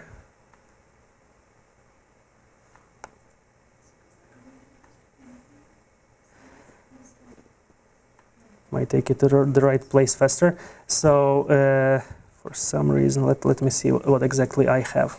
Because you have to understand that this npm repository of modules is open source effort. So people are putting all sorts of stuff there. So there are a lot of modules that are doing the similar things, or a lot of time the same thing. People just want to practice their coding skills, so they put modules there. But at the end, it benefits the whole community. So our module is called Jasmine Reporters. And as usually, it has some code snippets that we can use with the exact methods that have to be called and everything. And this one reporter, in a minute, I will show you how we are using it in our application. But it does not provide us HTML report. But we want HTML. We want something that can be opened right away. So Jasmine reporter HTML, and that guy called it pretty or something. Yeah, that's fine. Pretty reporter. Yeah. So as you can see, that's the actual people on the other side are putting those modules together. And he called it Jasmine Pretty HTML Reporter. You can create your own following the documentation on the Jasmine website, and you will see that this HTML report is looking okay. But I went through the actual source code of this module. It's very simple implementation, and if you have more experience, you can yourself write your custom reports, because your company might require from you to have some custom reports with the data that they need, maybe with some graphs to show you how many tests pass, how many tests fails. Our report will be pretty simple. It will just show our test cases and their status. Let's go back to the code. And we will be in our spec file. Everything is happening in one file so far. We haven't got outside of that file yet. Based on the documentation that I got before on those pages that we have Googled, I figured out that we need Jasmine reporters for some sort of reports, but it was not enough for me. So I am also requiring Jasmine Pretty Reporter. Jasmine itself also has the syntax to how to add reporter. You see, most of those methods, they are self-explanatory, but you still have to know them. So here we add reporter for the terminal. So we don't have those dots anymore. We have something more meaningful. So one of those reporters is a terminal reporter. It's coming from this section. That's something that we have required. We have created new object. We have put some options, but at the end we added reporter programmatically. No effort from our side. Then we are creating this new object, new HTML reporter, which is provided by the package that we have required, and we are attaching HTML reporter. Now, because Jasmine is a framework, it's not doing the one thing, it's doing multiple things. So it can produce reports for us, and here we are specifying the directory where those reports will be stored. So, just so you remember, we are on 3rd. So you don't see the HTML reports folder here. We don't have them there. And let's try to, the rest of the code is the same 2 test cases. We'll do the same old Jasmine thing. So the first thing that we see right away, that it gives us a little more information. It says that we are testing user API, it returns status code 200, and login name matches something. We can even put the exact value here if you want. And it says passed, and 2 of the 2 items in the specification were executed and 0 failed, which is what we want.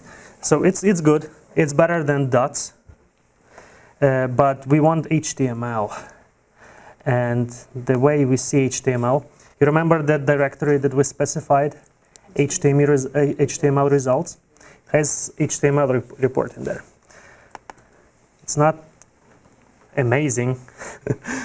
It can be amazing. It's actually, the actual thing is written with the 25 lines of AngularJS, which is front-end framework. So 2 test cases with a little more information. That guy have not implemented all features, but you can actually see what we were matching here. And this is the report that we are getting so far. This report now can be used for something, can be shown to the people to prove something. What you can do with the file, you can put it somewhere at the place where it's accessible, not publicly by, let's say, by your team members, so they can also look at that reporter. So now we have a way to put the report outside of our machine, or outside of the test machine that was running our test for us. So this is the HTML report. It can be enhanced in any imaginable ways, because if you, okay, yeah, the developer's option is not enabled here. So if you go through the source code, you will see that all this page is built on top of another JSON. Like a lot in JavaScript is happening based on the JSON structure that we get.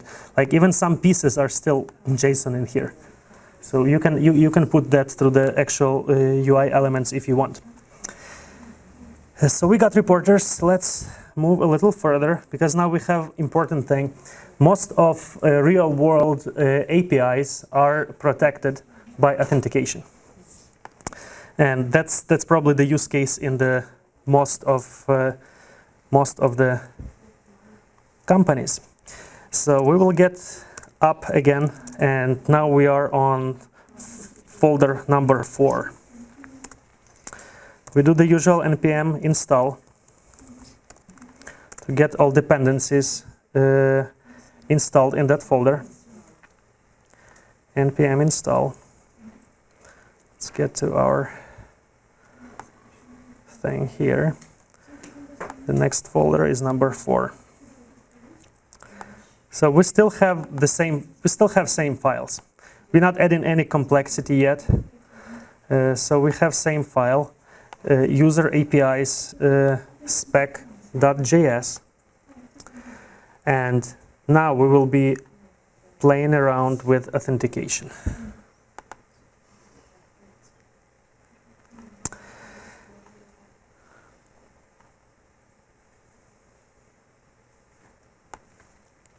So we are back to our documentation because we need to know what we have to do to get user authenticated.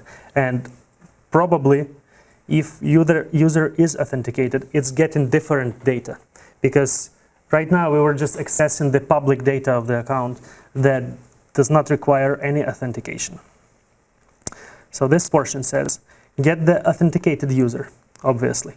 And the actual path is even simpler. It does not have username. It does not have username because that user will be authenticated and the system will recognize user by credentials that we provide. How can we authenticate? That's actually not the easy question to answer. And luckily for us, we have so-called basic authentication. And there are not a lot of places that still have basic authentication, because you might be surprised how basic authentication is happening. As you know, there are headers in request, and all you are doing, you take your username and actual password. You don't encrypt, but you encode that as a base 64. That's the encoding approach. So you encode those strings as base 64 strings, and you just attach them to the header. So actually your passwords are traveling through the network, and if you are lucky, you have HTTPS, so it has one extra layer of security. But if for some reason you are logging in the website that does not have HTTPS, there might be a chance that they are using the basic authentication, which means your passwords are traveling without a lot of protection. That's why we should use different passwords for different things. So from here, we can figure out how basic authentication happens. Reading through this, we can see that we have to attach the right header, the right authentication header. And as you remember, we have this options thing. And this is the place where we specify our headers. So far, we had only one, which is user agent, which is generic thing, not very important, but it is required by GitHub API. So this on top is our first test suite, as you remember.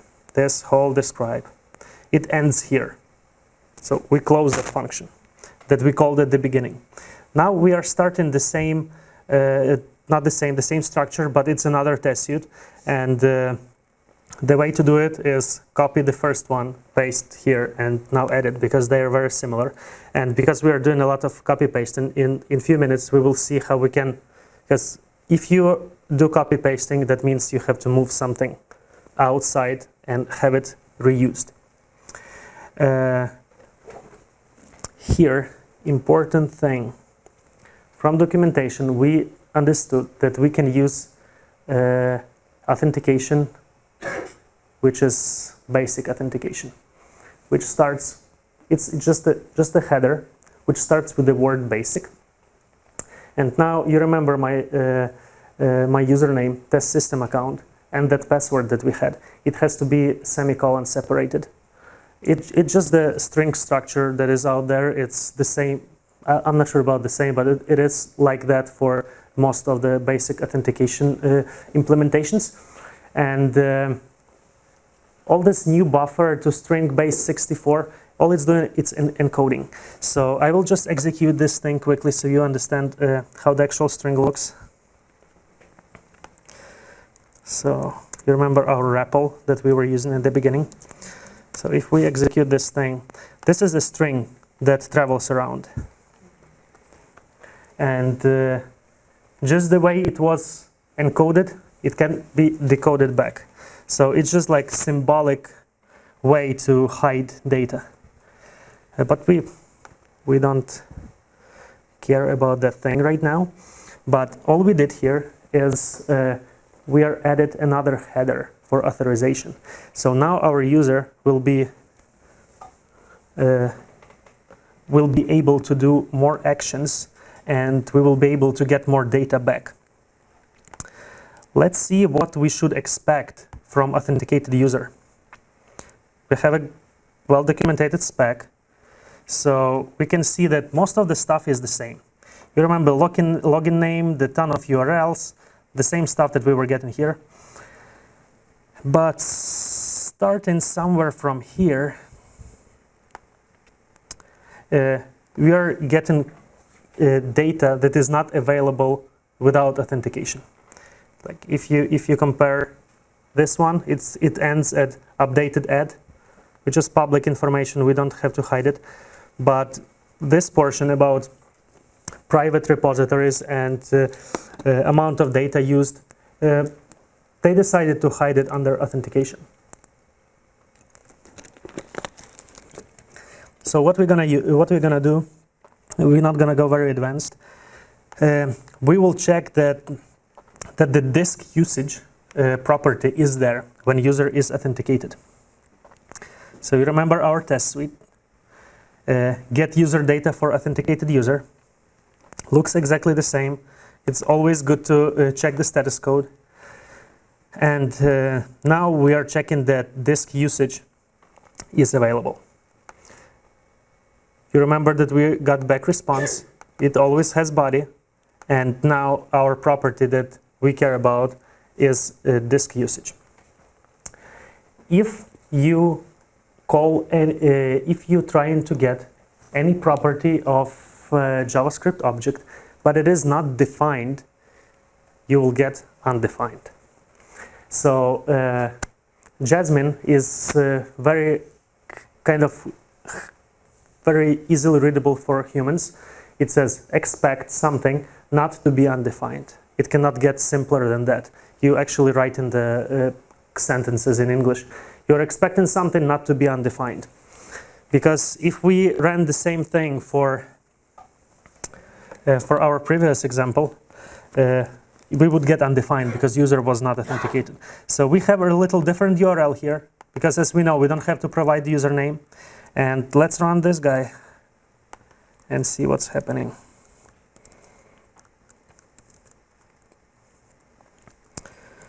So it's Jasmine.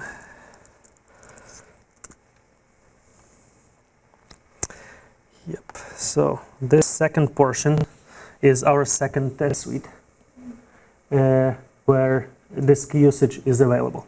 So it passed through. Let's see what is happening if, for example, the credentials are not correct. Why it is important to always have error handling? Because right now we will be causing our thing to fail. Because if we had more time, we would not only test for the test positively. As you know, we can test for negative cases. So we would test that it throws error. And Jasmine provides multiple ways to check for error throwing. And here we will just change the password a little bit and execute it again. Yep, so it failed, and it says that it cannot get the body of undefined. It's not the right way to handle that, because we should have had the negative test case to catch that, but at least it's failing in some way. And because we are doing the console log, the error message, at least we are getting the error message here. So that's why everywhere you have way to catch the error, you want to do that. Here we're kind of catching errors by console logging it, so we can see it. Cool. What else we can do with our GitHub public APIs. Let me If just, we have any personal APIs to test as our product, so then the URL of the suite should be changed. Right? so in our last API, it's different from previous one, that in the path we don't provide the username. You see this? It just says user, because before we had users, and now it's single user, and the user is identified based on this header that we attach. So you're gonna have to put your username here, of course, and your password. Okay, that would be like a keyword user, so wherever you write user, it will match with your username and Yeah, password. yes, exactly, yeah. So I should have used this in that place, not the actual string. Yeah, that's the good point. What we're gonna do now, we will quickly run through the example of creating our own utilities. As you can see, we have a lot of boilerplate code.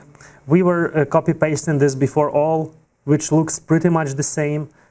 Just one header is different, and URL is a little bit different. So it is good candidate for a little code refactoring that we're gonna do. And that code refactoring is happening here. We will not actually run the thing because it will do exact same thing that we had before. Let's identify which parts we can improve here. So as I said, we have very similar pieces of code. We have very similar pieces of code. Just give me one sec.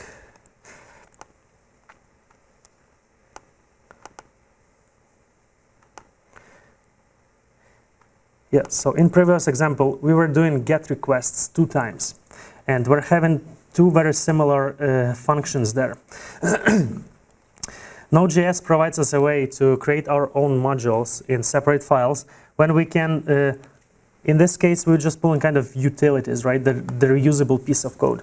You remember that get method that is available for us, and that piece of code that is pretty much the same. We are moving all that stuff into separate file. I call it github.js, and it will be located in utils folder. Again, all names, there is no magic in names. You can call it a common folder or utils services name, does not matter. Here we have moved that piece of code that is duplicated. And we identified that only 2 things are changing. So code looks exactly the same. Only endpoint is changing. You remember, endpoint was different. And we have to specify, do we want authentication or not? So we moved that function outside. We provided the pieces that are changing, our parameters to the function. And now this function can be reused inside. Let's see how it looks in the actual test suite now. We need to require it. And here it's a little different because here we don't specify the path. It is that require common. It's based on the so-called common JS. It knows where to look for them. If we require something that is not in Node modules, because first thing it looks there. If it does not see module in there, it will try to resolve the path on our disk. And we know that this is the relative path. And we have this folder utils, and we have GitHub. It can be .js if we want, but we don't have to put that. Yep, exactly. So we have required that. Let's see where we are using it inside. We are using it a few times. So now we also have a get method. It's the same. It's not the same. It looks the same, but it behaves differently. So it made our this piece much smaller. Because before we had all those options and we were duplicating all that stuff. Right now all we are doing, we are providing the exact path that we want, and we say is authentication false or true. This is a new way to put the function parameters, so you can actually put the name. Well, this is not required. You can just put false. But I'm putting this authentication to explicitly show that this is the authentication that we care about. And all it's doing here, if it's our good old if statement here, if it's true, it will attach the header. That's the stuff that we were running through in the first part, how to add properties to an object and how access them later. That's kind of the example how you use that theoretical knowledge on the so-called person object, because most of the examples are using person object with the first name, last name, and address. Here is the real world example, how you can manipulate objects to get your work done.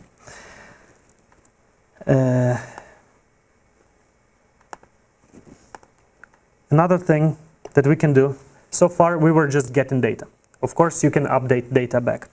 So the number 6 thing will do something pretty cool. We will get out again and we will cd in folder 6 where we will be playing with the patch method. As you remember, npm install is required in our case. It does not mean that every time you come to the folder you have to do npm install. We are coming to that folder for the first time, let's imagine. Because if you have been there, you are not required to do that every time.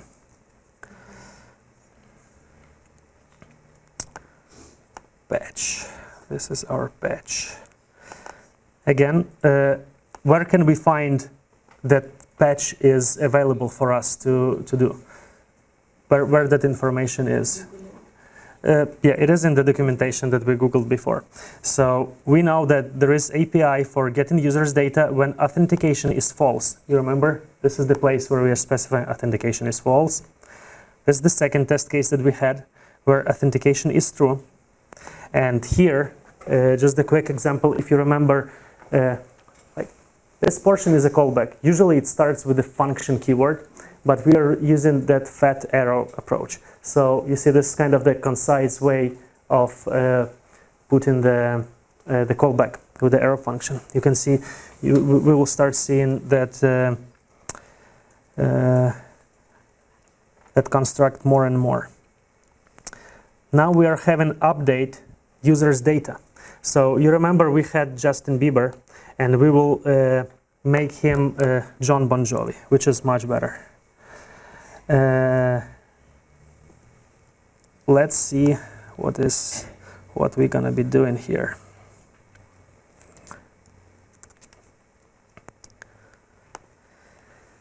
So we have to define which data we will be putting there.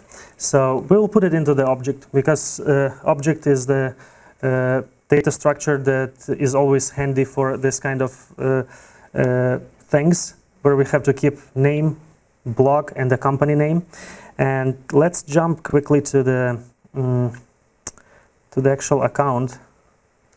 And so you see Justin Bieber here, right?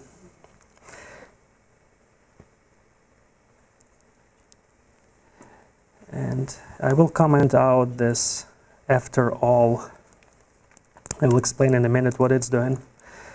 And we will run our test the same way we've been doing it.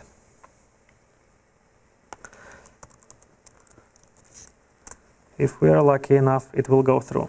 Okay, it went through, all test cases are passed. Do you see the way to verify that it has been updated? Because in our code, what we did, we created a new test suite, update users data with specified data. In our utils, now we define the patch method, which will make the HTTP patch request. And now the third parameter is the body of request. Because if you are doing post request or patch request, usually you attach body. You kind of, the same way you are getting body from there, if you want to send something there, you attach body other way around. So we're attaching the body. In our utils, it is taken care of. If we find the patch function that we moved in here, it has body, and all it does, it assigns body to that options object that is used. And now the checks that we are doing here, the usual stuff, code, we are checking that name is matching, but now important thing, before we were matching the name of the user that we know, right? And okay, so we had login. Now this is the name. So it's like the first and last name of the person. So it's not the username, because we. I'm not even sure if we probably can update the actual login name also. So we're updating the name, first and last name. But now we are checking against that object that we defined here, because we want to see that it is actually got updated to John Bon Jovi. And we ran it, as you remember, just a second ago. So let's go to the UI and see what it have done. And it did not do what we wanted. That's why we will run it again, because this is weird. Name is matching. Yep. So you see, like, this is not the way to verify things, but just for our purpose, we can see that it got updated there in the UI. Plus, we checked that programmatically also. So I think this is a great achievement for us, that we changed that name. Important thing, like, it depends on the approach, but you have two ways to do the correct API testing. Sometimes you can reset your database. Like, every time you start your test run, you have empty database or pre-populated database, so you kind of know what to expect from there. In our case, we cannot remove data from GitHub database completely to have a fresh start. So at the end, if everything went well, we want to change it back to the previous user that was there before. So just the same way we have before all, at the end, we can tear down our test suite, and we can execute after all. And what we're gonna do after all, we're gonna do the GitHub username, and GitHub username, as you remember, it's our utility. And if we go to our utility, we will see that it's the same guy that was before. You see, so let's see what happens if we do after all. So we kind of reset the state of our database to the previous state. So if we come tomorrow and we run test, it executes the same. Because if we left it the way it is right now, if we start from our first test case where it's checking for the username, it was test system user. It was not test system, it was Justin Bieber if we were checking for that.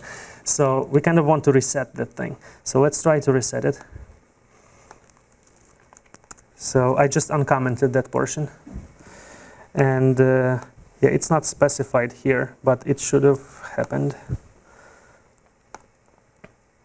Yeah, so it is back. So if it is possible, we want to come back to the same state as it was before.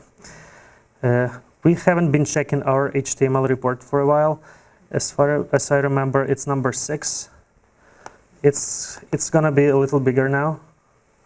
So more we get, more we would have. If it was implemented all the way, those test suites would be kind of separated and nested, so it might look much better, but it just gives you the idea, like the starting point. Starting point. And now, to wrap our session, we will kind of jump forward a little bit. And we will cd to the one level up, and then to folder number 7.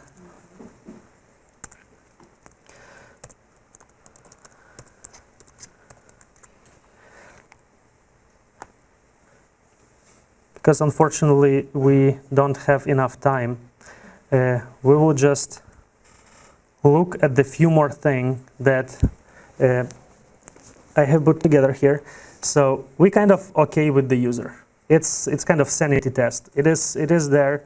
The API is there. We can get data. We can authenticate, and we can update, which is good. In documentation, we have a lot of sections. We want to test each of that section. So I picked up the repository API.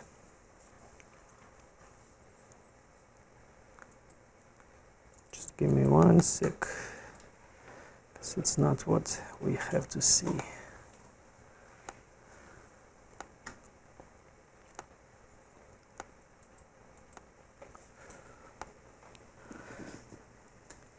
or 6.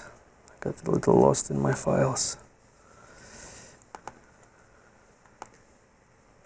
Okay, this is the last minute copy pasting. Let me get the right thing.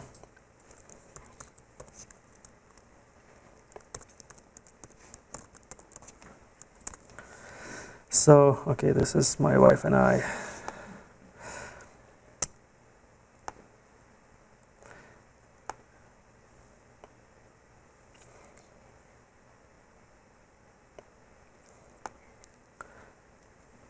So while preparing those folders, I just copied the wrong thing. So this is kind of the main repository where I have this project, which you will, when the time comes and you need it, you can always get it from there. So that repository API, repository is the software project that sits on GitHub, and people are interacting with it, just to understand the kind of the business part of the thing. And what we can do with the repository, very similar interactions. So here we are checking that we are able to create new repository. From documentation, we can see which status codes to expect. It's not always 200. It can be from 200 family in this case. When we create a new, which means new item was created in the database, we can get the list of all repositories that are available.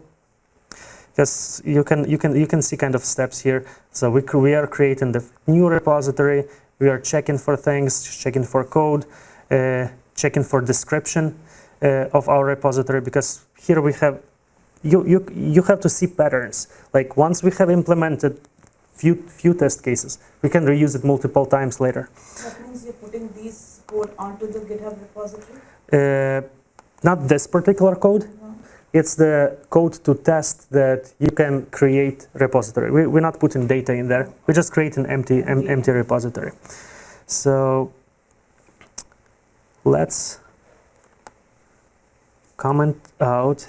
Actually, we can do it the cool way, as far as I remember. Like you can do this. Let me just quickly check it. So if you don't want the test suite to run for some reason, you want to stop it, you can put X describe. That's kind of cancels that for till you change it. Yeah, because we don't want to delete. We just want to again verify through the UI, and here in the UI we see that we have 0 repositories, which is very sad because we want to have a lot. And we will execute those test cases, and hopefully, if I have not done more mistakes, it will create one repository there. Of course. So it's not common. You see, at first I had that folder named common, but then I decided to change it to utils.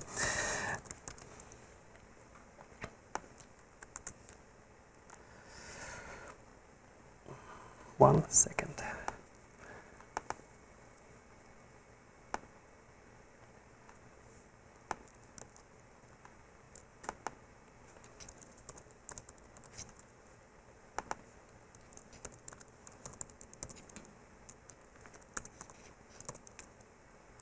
Oh my goodness. Okay, the third try. Okay, it's going somewhere. Okay, so now our test is a little longer. As far as I see, you probably got some error here. Let's quickly check. Not found. Who is not found here? Okay, deleting repository. For some reason, it was executed. Okay, let's check the UI, so we don't spend the time on the debugging. But definitely something happened there. But this new repository is created. Just test repository. We will go and manually remove it quickly, so we can run our final.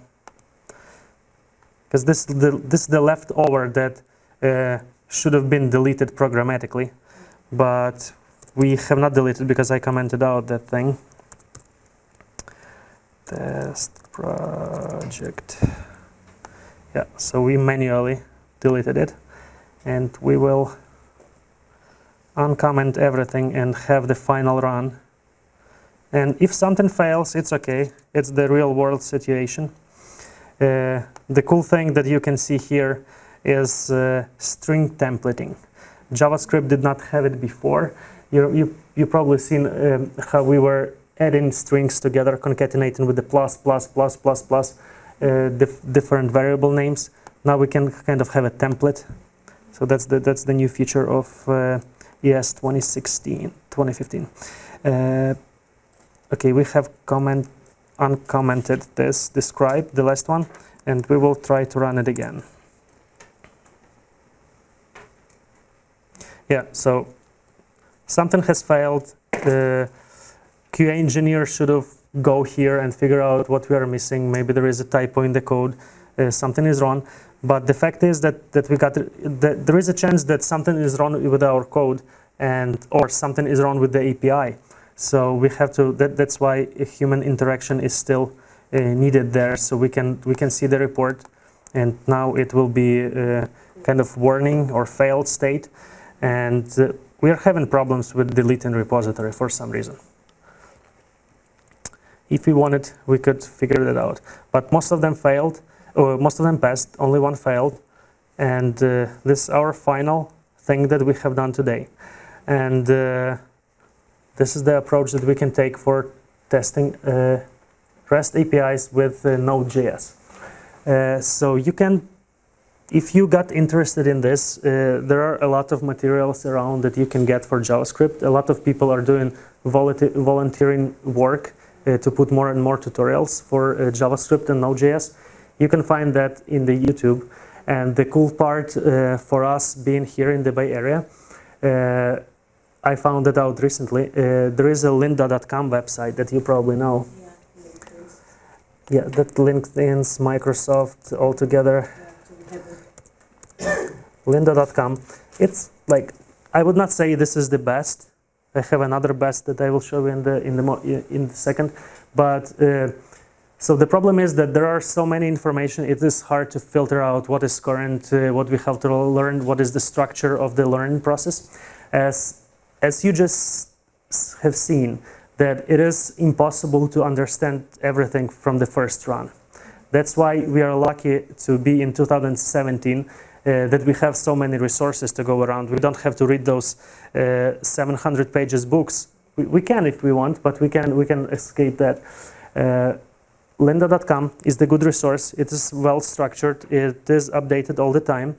And I don't know what is the cost for the subscription, but with the Sunnyvale library card, you're getting free access to this. So if you do, I don't know. So the thing is that we can get a library card from any library in California with the California driver's license. Sunnyvale Library, Lynda. So even if you go to the Sunnyvale library website, yeah, you will see that like this is the recently added thing. So it's full access to the lynda.com, which like I was amazed when I found this, because it's probably like $50 or so. Yeah, so this is the cool one. Another place is Pluralsight.